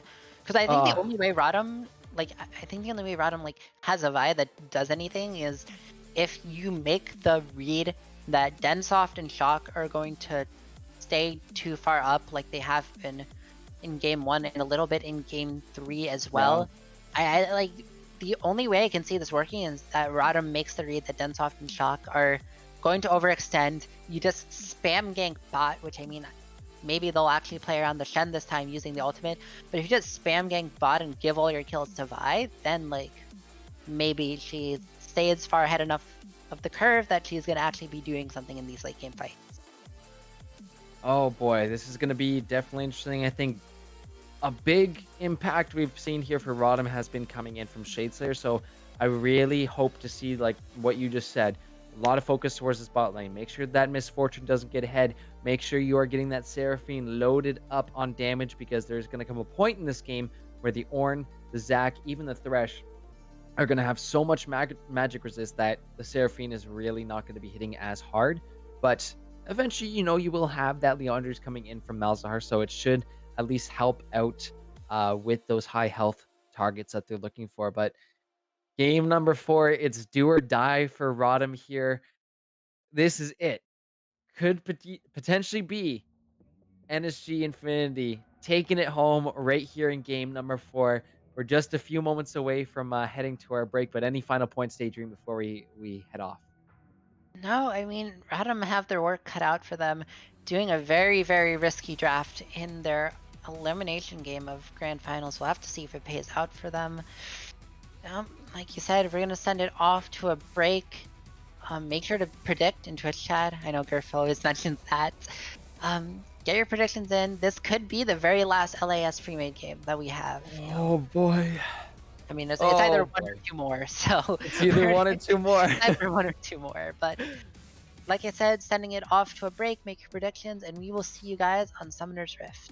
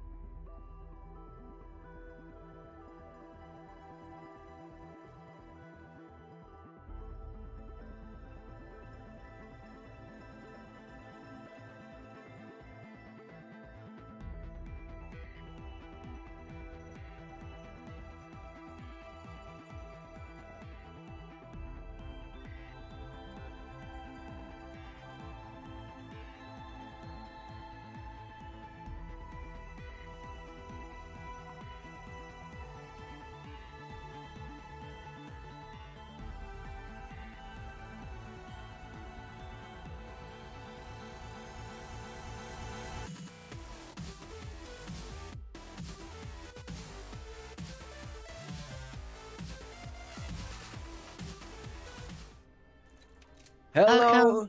Welcome. Oh, Oh. I forgot you do it. I'm so used to doing it No, Daydream, normally. you do this one. You do this I one. did? Okay. Yeah. Welcome, ladies and gentlemen, for possibly the very last time tonight to Summoner's Rift. It's a beautiful rift. Gorgeous. Absolutely gorgeous out there. Some gorgeous picks and some gorgeous players. But like you said, Daydream, this could be it. The last one of the night and the last one of the split, as NSG are on that match point, looking to take home the championship. But I like seeing this, a little bit of sportsmanship between these guys in the mid lane here, doing a little dance party. So Yeah, we see Carmen Divine actually going into the jungle. Setting, I mean, the thing about this is that when you're playing Zyra, I guess it doesn't matter because it's like 1 minute in, but you definitely want to have your like whoa. passive plant spot. Oh, but we see the Vi being charged now. Wait, that Thinking means the about it Vi there. started Q. I can't be what's the best for the clear though, right? I think classically for clears, you want to start that E. It does help with a little bit of clearing, but if you're Oh, but it looking looks for like they're early going for ganks, the invade. So yeah, they started this Q and they want to commit to this. I they're mean, walking NSG up. and Infinity no. Jungle Twitch actually gonna back out though.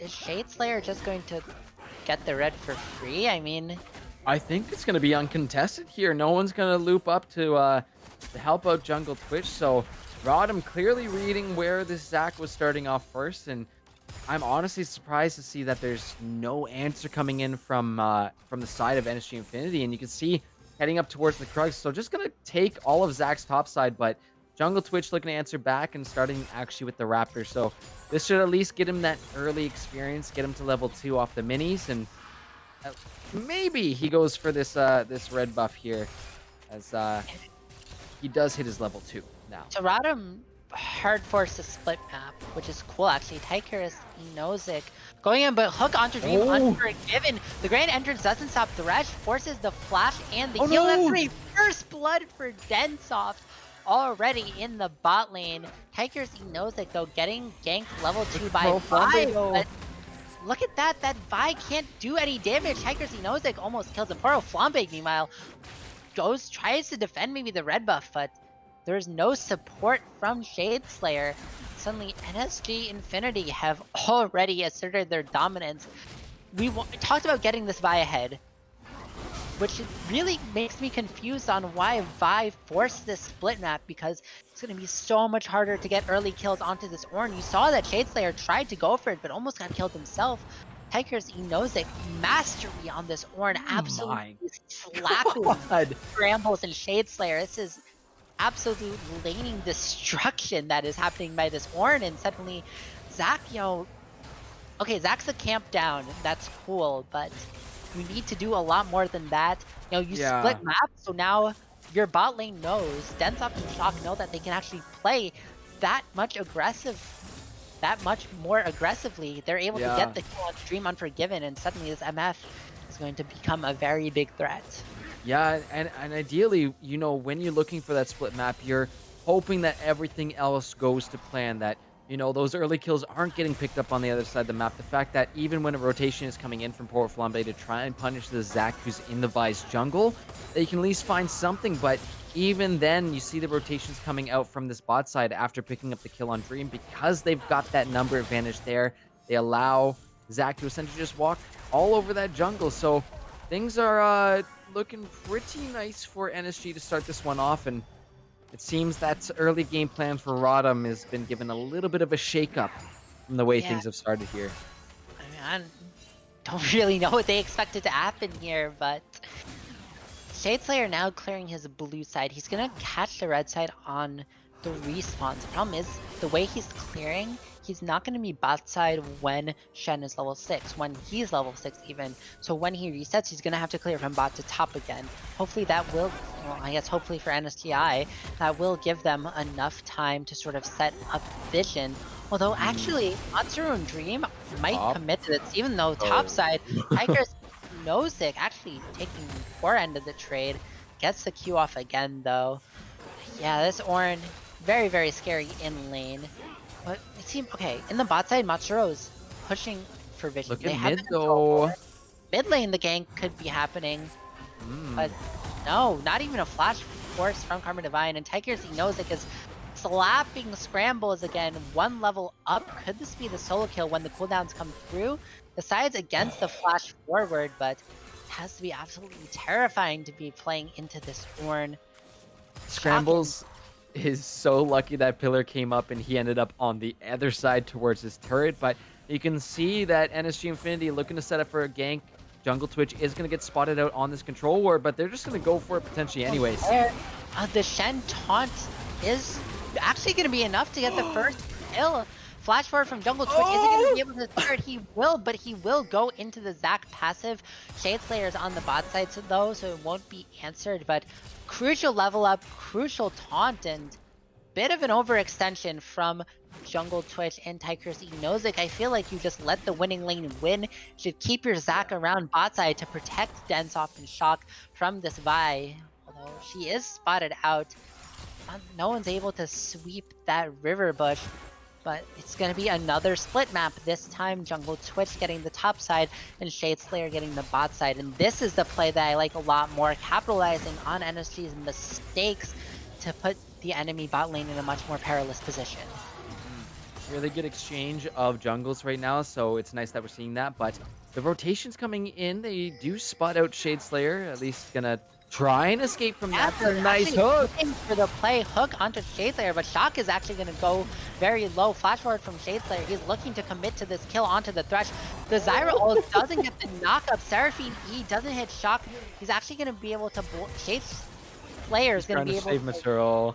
Yeah, he didn't take the blast at first. Meanwhile, Scrambles, though, just gets solo killed by Tigers Nozick, and suddenly these plays aren't working out. Densoft and Shock recognizing that there was going to be another split map, so Karma Divine gets the shove and is able to make it to the play first. It looks kind of bad for the side of NSG Infinity, but...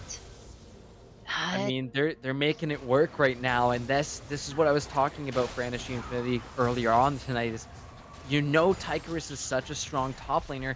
Get those resources into the Ornn. I mean, even talking about the more they level up this Ornn, the better it's going to be for the entire side of NSG Infinity, especially if you can start getting those upgraded items around. Things become extremely dangerous for those future fights, but this was just really well done on the rotation. We saw, I mean, the attempt for Shade Slayer to try and save Mitsuru, try and at least get in range for him to dash back towards him, but unfortunately, that gives NSG Infinity enough time to say, okay, we're game for a gank up top once again. And we see Tigers picking up that gold. I have a little bit of a question mark on a certain build, but we'll have to, well, actually we can address that. Yes, Halo Blade's coming in from Shade Slayer, but I am a little unsure about the double sheen being built. We'll just put a pin in that and come back to that on the Vi. As generally you only want one sheen item, but maybe Shade Slayer has something else planned in mind. We'll move forward from that though. My theory, Vi has 2 gauntlets. You put a sheen in both gauntlets. I mean, look at Sheen's icon, the sword. Suddenly you become a dual wielding machine. I think about it, Hail of Blades. It's not Hail of Fists, you need blades. I have no idea what's going on. It's not Hail of Fist, it's not Hail of Blade, it's Hail of Blades. Okay, you know what? That rationality, we'll at least use that to make it sound okay, but yeah, we'll see what those end up turning into as the game goes on. Densoft, though, with the double Dirks right now, he's going to be doing so much damage.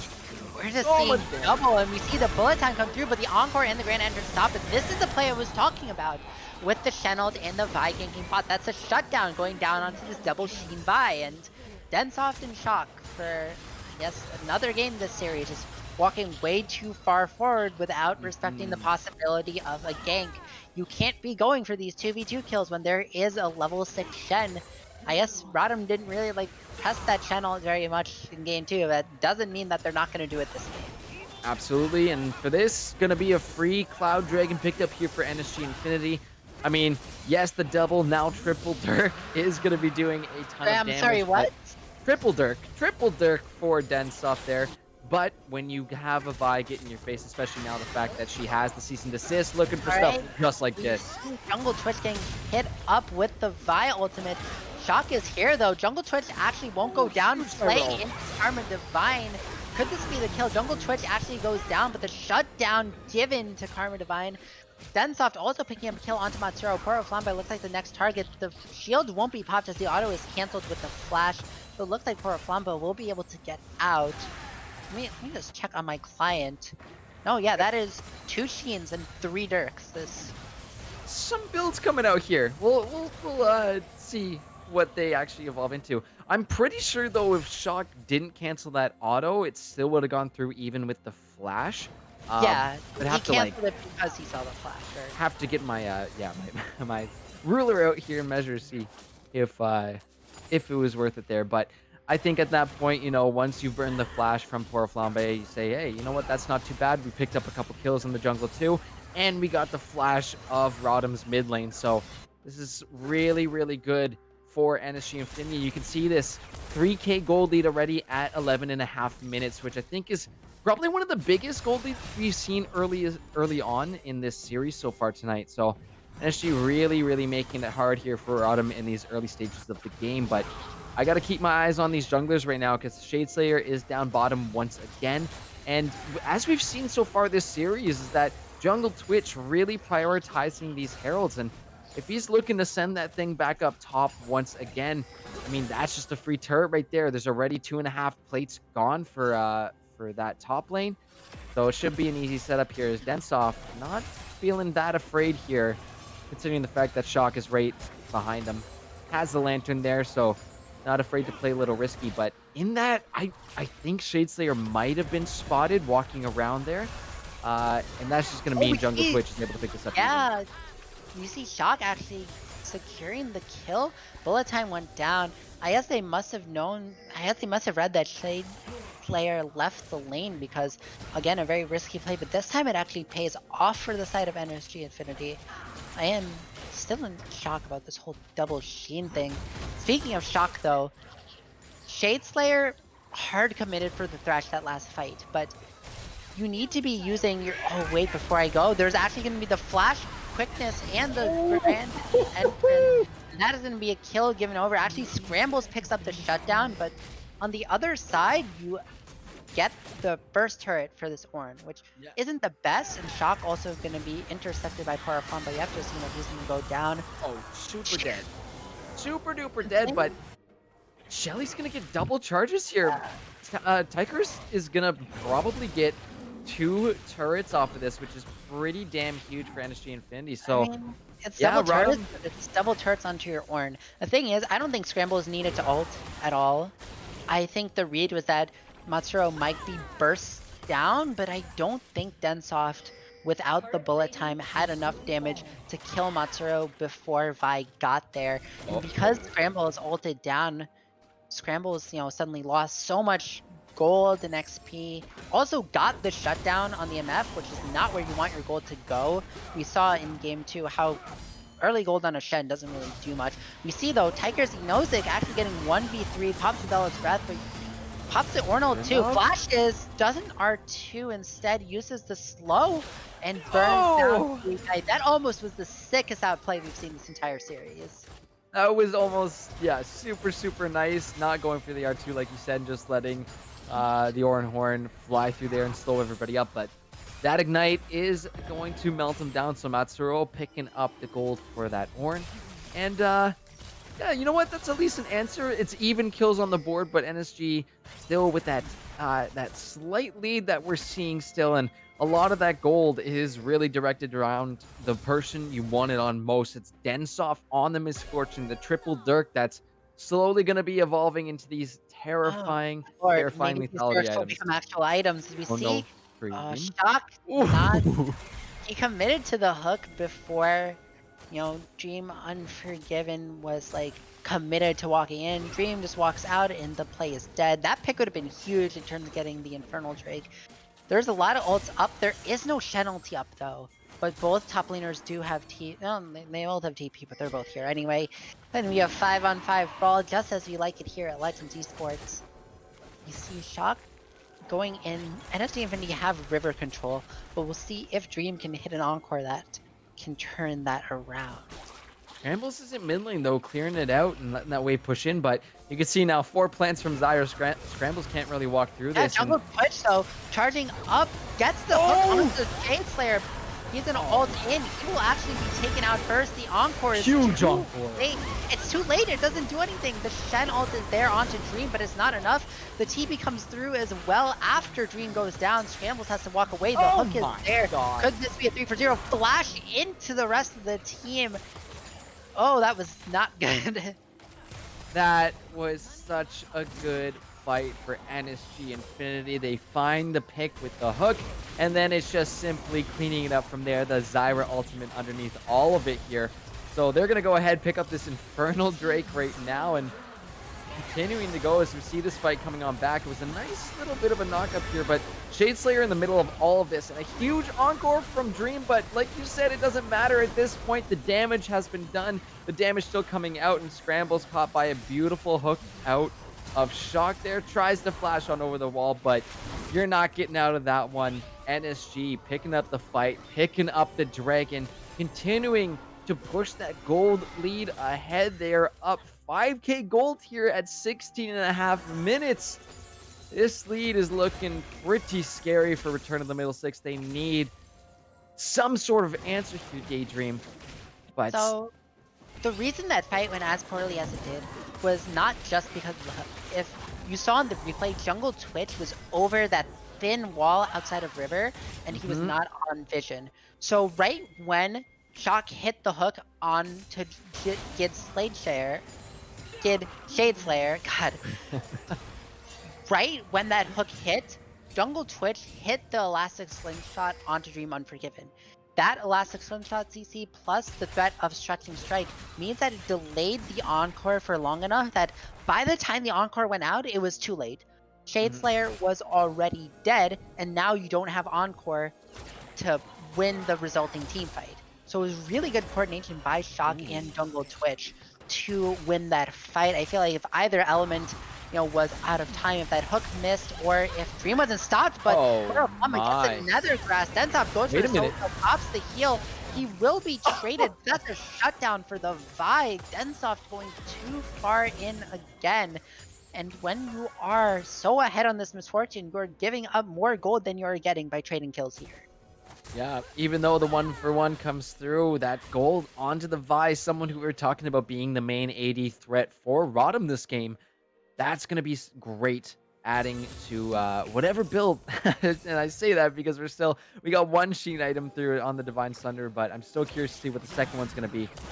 Builds are really starting to come through. These fights are starting to get more and more volatile, and this is really getting scary, really, for either side. Even though NSG Infinity have that lead, there's still a lot of damage that can come out of the side of ROTM. You're going to see the Zyra ult used there, but it's not going to be enough to slow him down. Zyra ult just used to try and stall. ROTM does pick up the turret. It's not first turret, so it matters a lot less. And on the other side of the map, Jungle Twitch should be picking up this Rift Herald. Yeah, these have really been all heralds have been for Jungle Twitch this game. I don't know if ROTM have won this series, but we'll see if Twitch chats remember that. But from my memory, this has been NSG Infinity focusing these objectives, focusing these dragons, focusing these Rift Heralds, and again, another big push for them could mean a lot of trouble for ROTM. They're already missing a good chunk of their top side. If they're able to do that towards the mid as well too, it just continues to open up this map. And we've seen how good NSG Infinity have been tonight with their vision game. You look at the bot side of the map, that entire red side of ROTM's jungle is lit up there. So they have all that information. They know Dream is going down towards that bot side. And Vi, the fact that they don't see her yet, she's got to be somewhere between mid and top, and that's exactly where she is essentially looking to find a pick, but it's still really risky here. Walking up too far forward, gets absolutely blown up and gets killed again. the amount of disrespect coming out from this Misfortune is really hampering NSGI's chance of taking this lead and running with it. You know, I Shade Slayer now 5-2 on this fight, and the Sheen was sold. This is very yes. sad. I But mean, I optimal, but love it's seeing sad. that. I absolutely love seeing that. Not afraid to make the immediate call to say, there's a Misfortune right here. We've got the vision right there. Let's pick her off. And that's the only reason why I was looking at Shade Slayer. I'm like, why is he mid? But we have another fight breaking out. Shade Slayer now actually getting picked off. We see the Stand United though. He's actually going to survive for so long, and Shock gets hit by the Nethergrass. Tigers, he knows it. He's a really big Ornhorn though. Now Scrambles looks to be the next target for NSG Infinity. Shock's hook goes wide, and he actually gets very low. See Pearl Flambe. Densoff flashes forward, gets the kill on the Pearl Flambe. Dream, meanwhile, has flashed away from the Elastic Slingshot. Shade Slayer on the top side of the fight, but Tigers knows it.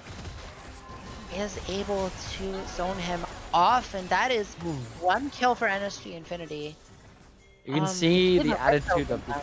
Yeah. Well, but Shade Slayer is behind. He looks for the kill on Densoff, but he's not going to get it. He cannot 1v4. Scramble is looking to E-flash, but is Densoff going to die? He doesn't. Has the W movement speed, and ROTM is just inting for this MF kill that they're not going to get. Now Dream with no flash gets rooted up. Won't be a kill. But we see Poro Flambe TPing in. It looks like the turret won't go down. Another thing I want to note too, they have double Leandries on Malzahar Seraphine, which is like really bad, and you shouldn't be doing that. Malzahar. Oh, we see the hook though onto Dream after getting rooted. Matsuro looks in, tries to trade onto Karma Divine, but the shields are there. The Locket and the Guardian is enough. Karma Divine will walk away, and NSG Infinity is picking up kill after kill after kill after kill, and ROTM is in shambles right now. That is so unfortunate for ROTM. They just kind of start filing in one by one there, and the temptation of a Misfortune being that low is, yeah, I can see they still want to go at it, but it's so tempting, but you can't do that when you have the entire team. When you know the Thresh is meant to disengage these divey champs like the Rakan and Vi, you can't do that. You cannot be taking those risks, especially at this point in the game, at this point in the series. You back off, you say, you know what, we'll live another day to try and get this Misfortune, because you definitely still have the damage. You definitely have the pick potential, as we saw when Densoff got caught out there outside the river, but you need to be together, and ROTM's strength definitely comes from that, is working together. So can't have any more of those single file marching lines coming in, because that's where NSG is going to start putting the punishment back onto Return of the Mail space. Yeah, we see here. How do ROTM respond? You know, they've sort of had a pretty unfortunate streak, and they're going to need to regain control of the map. You see split map in the bot side. Scramble's getting that top tower. Karma Divine, I don't think can actually stop him. That's a root though. That's good damage. Scramble's actually chunked out. On the bot side, you assume this Ornn will be able to pick up that outer turret soon, but Shade Slayer just walking into the enemy jungle gets hit up by the back rush. Rakan is here though. Maybe they pick up Densoff, but Densoff is full health and gets the bullet time. But Pearl Flambe stops it. Shade Slayer actually goes down at the same time Densoff does. Huge encore though. Encore. Karma Divine though is still alive. Karma Divine is the damage for NSG Infinity, and NSG Infinity are looking to take this fight. Scramble's looking to get the kill. He does get the shutdown. But Tigers Inozik meanwhile shuts down Matsuro on the back of it. Jungle Twitch on the Zac did so much damage this fight onto the backline, while the rest of his team was getting dived. Stopped Dream Unforgiven from being able to get anything, and that is a fairly close fight. A lot closer than I thought it'd be. The Elastic Dream. There is no flash, and suddenly Dream Unforgiven is goes down.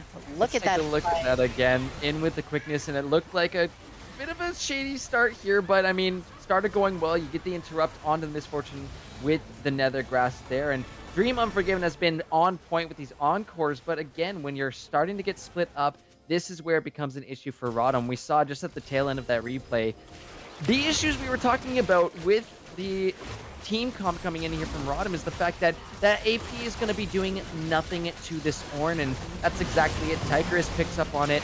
He moves his way to the back of that and just sections off Dream from the rest of that fight. And for that, Baron is now almost gone here for NSG Infinity. Yeah, NSG picking out the Baron off of the tempo play. Matsuro goes in with the quickness though. Where will the smite go? It's slain by Jungle Twitch, but Densov goes down at the outset of the fight. Jade Slayer is still alive. This is 1-for-0 for ROTM right now. Jungle Twitch looking to get out. NSG making the call to try and preserve as many Barons as they can. Zac goes into passive, will be picked up shortly. And that is going to be 2 kills for ROTM, right? Yeah, okay. He goes down. 2 kills for ROTM.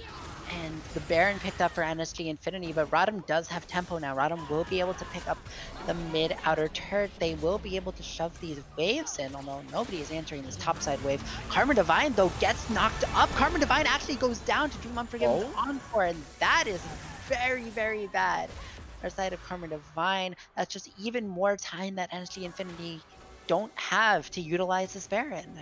That is 3 Barons now gone from the side of NSG Infinity, and what was looking like a bit of a tempo roll here from NSG Infinity. Those last couple of picks from ROTM shows they still got some life in them, shows that they can still flip things around. But again, it's very circumstantial, the fact that, you know, you find one member out, you do get that pick. But again, you know what? Got to commend ROTM for finding the picks on those squishier members of NSG Infinity, because that's really all you're going to get at this point. The Ornn is getting so tanky right now. Gotta take a peek at how much armor this guy has. Yeah, 178, but more importantly, 212 magic resist too. So every single bit of every ability that comes his way is just gonna feel like a tickle. But Mountain Draken up in 10 seconds here. It's Soul Point for NSG Infinity. And you can see these teams are doing the dance around in the river here. A little bit of vision, at least, coming out. Will not give too much. That plant over the wall from Karma Divine is gonna be nice, but this is potentially very scary for ROTM. They need to not give an ace over to NSG right now, or that could potentially spell this. Look at Shade Slayer. Look at Shade Slayer. How do you get around it? How the heck? He walked around. They finally see him, but he goes in. Although the Karma Divine will be the first one to go down. Yes, he does go down after the Vi ult, but that means Zensoft is able to get a good bullet time. On the other side, you have to assume that Tigris and Jungle Twitch are able to deal with the backline, and Densov doesn't go down. Oh my. Uh, Again, you take a look at who's on the backside of that fight. It's Tigris this time, joined by, I believe it was Jungle Twitch there. They section off Dream and Matsuro. Would not let it go, but yeah, take a look. This almost ends up turning into 2 fights here, where you have Shade Slayer and Matsuro really getting heavy into this fight. Scrambles is there with him, but that bullet time just going to melt Matsuro. You can see kind of on the mini-map there that Zac and Ornn just taking Dream out of the fight once again. There goes your main damage. NSG says, okay, let your Vi and your Shen deal with our misfortune. This misfortune's going to melt you down. Has 3 full items plus to QSS. 12, 6, and 5 for Densoft on the misfortune. At that point, when you start playing a numbers game like that, it's going to be the misfortune in this case that takes those wins. Yeah, so it seems like Shade Slayer and the rest of that quote-unquote engaged squad with Matsuro and Scrambles didn't really know like where to put their damage, because they were like kind of looking for Densov. Well, actually, we see Matsuro going in for a pick on Tigris. He knows it. There's the quickness into the Nether Grass, but he's just taking no damage. He doesn't care. Or going in. Oh, the rest of NSG he was silent, so he couldn't get the R2, but Densoft is here, and Matsuro goes down. Bro, Flambe looking to be the next target. Force the flash, and the silence again stops the bullet time. These Malzahar Qs are doing a lot of work, but they're not doing enough work. Tigris knows they can suddenly throw Flambe stuck, although he does have the stand united. Jungle Twitch actually might be going down for it, and actually, Tigris, he knows it goes down to what I assume is a Malzahar. And that is 2 kills picked up on the side of ROTM. An overextension by Tigris Inozik. They just weren't able to pick up poor Flambe. They should have been happy. I guess hindsight's 2020, but you should have been happy just getting the pick onto Matsuro. Karma Divine looking at this bot outer turret, but now in a 1v1 against Shade Slayer. And Karma Divine, you do not win that without any peel. Shade Slayer punches Karma Divine a lot, and it ends up working. So we see Shade Slayer still very strong on this Vi. We'll have to see in team fights if he's able to deal with both Karma Divine and Densoft. That is ROTM's win condition, getting both of those damage threats down. Yeah, it's not going to be easy for ROTM here because NSG Infinity, you look at them, 5k gold lead. They're on Soul Point right now for Mountain Soul. If they weren't already tanky enough, let's just slap a Mountain Soul in there to make it that much more difficult. But you can see, kind of returning to what we saw in game 1, is even though we're this late into the game, that over-aggression from NSG Infinity, while they are strong, and you know what, maybe testing how strong they are at this point, there is still room for punishment, and ROTM will do that. But they really need to play safe here. They can't be really the ones looking for picks unless it's somebody completely on their own. At this point, this is just so scary, though. Elastic slingshot not being used there. Oh? Nope, play it safe. Play it safe. ROTM gotta play it safe right now. They cannot overcommit to these fights because if they lose one member right now, again, that damage coming in from Densoft is just going to be so oppressive. So there needs to be some sort of patience here. They really need to get that vision in every bush they possibly can at this point, because the pick potential now with Jungle Twitch kind of jumping around here is going to be that much more scary. We're getting into that late game now. These death timers are getting up there as well too, and there's another Baron on the map, so potentially this fight here could mean the end of the game depending how it goes here for ROTM. I do like the fact that Scrambles is splitting on the other side of the map, has the TP and the Stand United ready to get into this fight, but Baron's gonna get started up here. No vision from ROTM whatsoever, so they kind of have to go into this one blind. Densoft popped the Mercurial Scimitar before anything really happened. That is Ornhorn? very bad. We see the Ornhorn going through Encore. There's no follow-up for the Encore, though. Matsuro now... United, he's trying to get in. United Girl, this might be Jungle Twitch still. Baron's getting low. Looks like they're going to play for the fight. Matsuro actually is able to flash out, but Karma Divine and Densoft are still alive. The bullet time is huge. What a play! Look at that play. NSG Infinity looking for the clean ace. They're not going to... It looks like they're not going to secure the kills yet. They're not going for the ace, but they have not lost a member. Shock looking to solo kill Matsuro. Now, I wanted to point out, Gordon is level 16. So for this fight, you have Syzygy on MF, which is upgraded clips. You have Leandri's Lament on Karma Divine, and you also had, I don't know what it's called, but it's the upgraded Frostfire Gauntlet. We see on stream it's a little visual bugged. I think those like, I've seen it. Grasp is the name of the upgraded Frost. Timeforge Grasp. That's very cool. We see on stream, it's actually not like a stream bug. Riot's actually sort of bugged visually with like item indicators like Predator, but Karma Divine going for the flash doesn't hit the root. But they will get that inner turret, so it's not that bad. But yes, Thresh doesn't actually have the upgraded locket. That's just Riot bugged this patch. There's upgrades on all of MF Dragon though. And attacking. This is going to be Soul. Free Soul. Because Scramble TP'd, but Scramble? He doesn't even get the taunt. Like, Densoft is full health, and now Shade Slayer, he is in over his head, pops Hysterics Gauge. Matsuro for the save. It's not enough. They're all engaging at different times, and Densoft is going godlike. Pops the Mercurial Scimitar on nothing again, but it doesn't matter. Jungle Twitch able to pick up the kill, and now with Baron and Mountain Soul, NSG Infinity are looking to start their death march. NSG Infinity looking to take it home, looking to lock in the final game to make themselves champions. Encore on the 2, but there's no follow-up. Suddenly Dream is the one in danger. Gets hit up with the stretching strike. The smite is not enough, but the Sunfire... No, he doesn't have Sunfire. I think it's the Zac W.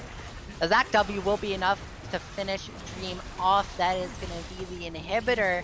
Now going down, does NSG look for more? Matsuro is alive. Shen is alive in 15 seconds, and they look like they want to commit for it. They're looking for the way. They're 5 members strong with the Mountain Soul. What can ROTM do? Shade Slayer maybe looking for a flank. Quickness going in onto Shock, but NSG is not taking damage. Matsuro goes down. The Shen ult plus Shade Slayer not even going to pick off Densoft.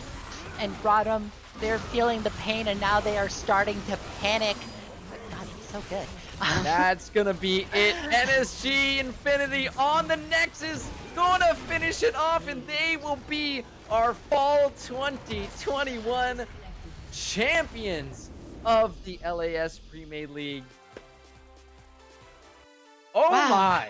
Oh that my! was a NSG! lot. Wow! After playing in this league for quite some time, they finally pulled it through. They get the victory and they take the championship home. I am just, that was, I'm speechless, Daydream. NSG played that so clean. They played, I mean, a couple moments of over aggression, but the aggression, I think, is what kind of got it done tonight. They were in the faces of ROTM. They did so much damage that game. Looking at these charts, the MF did 31,500 damage throughout that game. Zyra up there too. Karma Divine Zyra almost at the 30k mark too. Just complete domination of that game. There was a couple moments of life we saw from ROTM, but they NSG made it very hard from the start of that game once they started finding those few picks. And at the end of the day here, at the end of this league, at the end of it all, NSG Infinity walking home with the championship.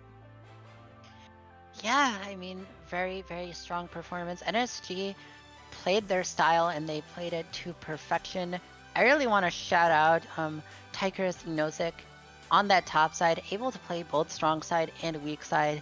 His Ornn was absolutely devastating in lane. Even in that game one where NSG lost, it still was absolutely terrifying. And then on that set and that Yorick, absolutely routing ROTM. It feels like they had no response to the absolute force of nature that he was. Yeah, but that was honestly just so well done by NSG here tonight. But that does mean our league is all over. But there's a couple other things here that we want to do here before we do end the night.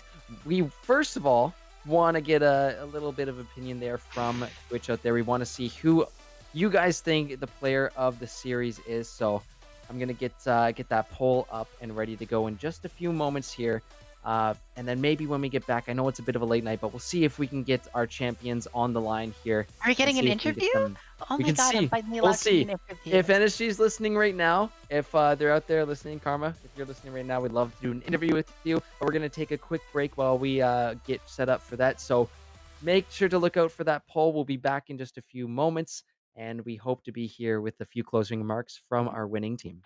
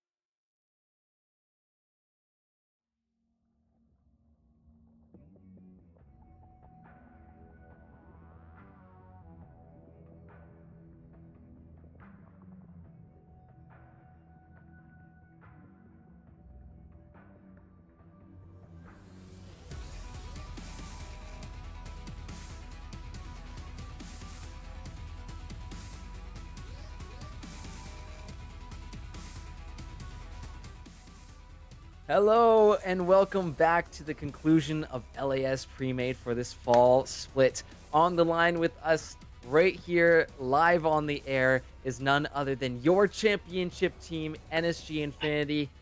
How is everyone doing tonight? Tired. Great. We're feeling good. It doesn't sound like it, but we're pretty freaking hyped, man. And I would expect nonetheless. First of all, congratulations are in order. You guys had a fantastic split. You only dropped one single game, not even a full series, just one game throughout your regular season. And then we saw only 2 throughout your playoffs here. So that is definitely an impressive run. When you guys were forming your team and when you started to first have your first few games in this split, what were the general feelings you guys had about your fellow teammates and what kind of synergy you were seeing right off the bat there? Specifically for this series, I think we came in with a good game plan. I think we always take a little bit to wake up, but I think after game 1, we kind of view BO5s as like, if we make a mistake in this game, going this color side, or make a mistake not banning this champ.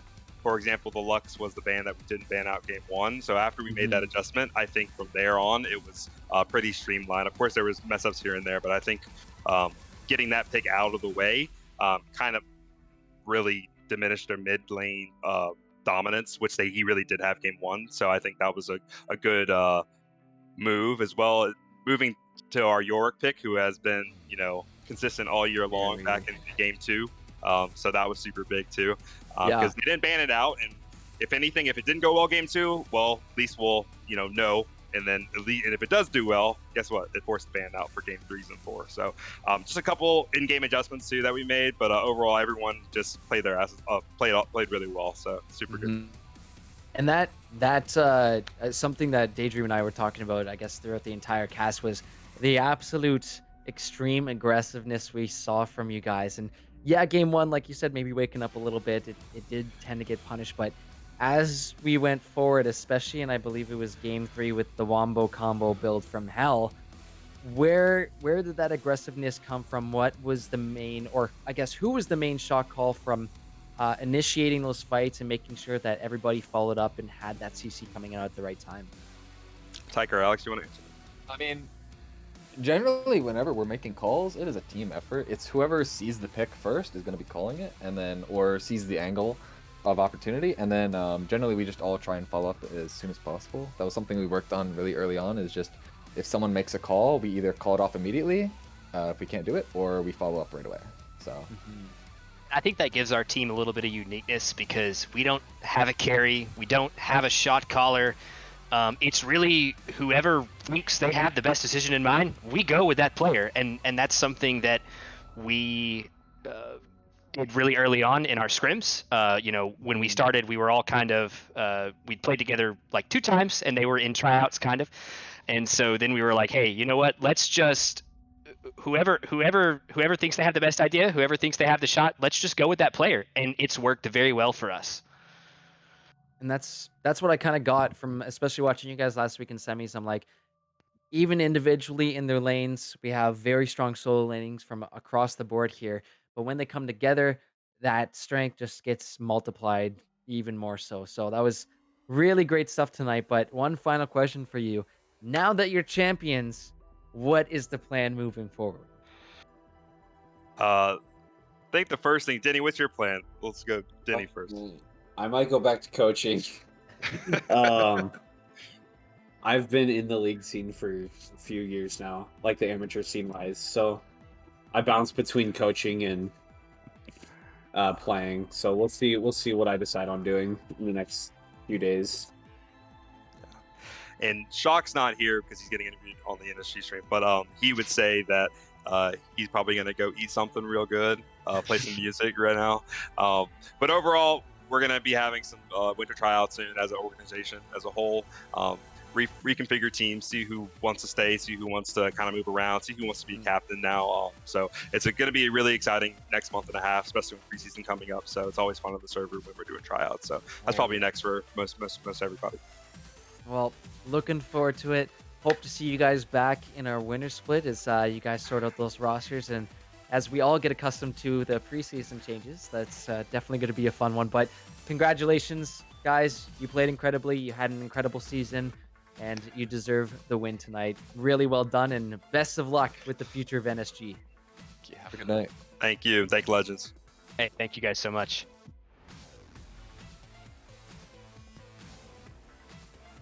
All right. To our lovely caster chat here, and boy, what a crazy night we had in our hands.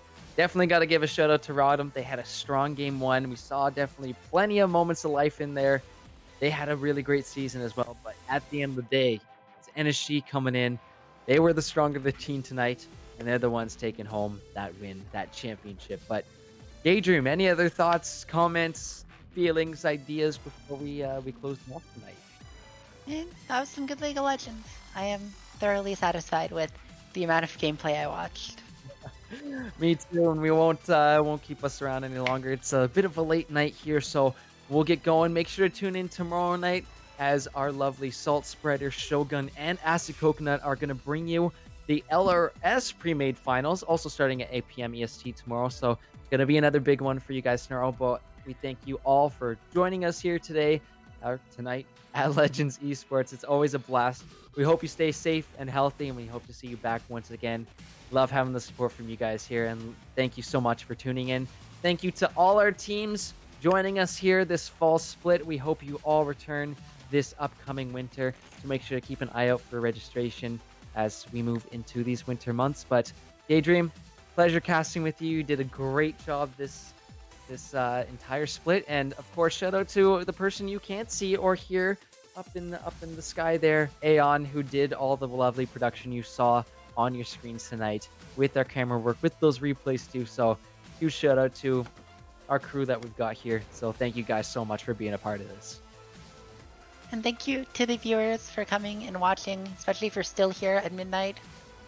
First of all, I'm glad you choose to spend your nights with us, but I think that's it from us here for LAS Premade. Had a hell of a split, and we'll see you tomorrow. Take care, everyone. Have a good evening, and we'll see you around.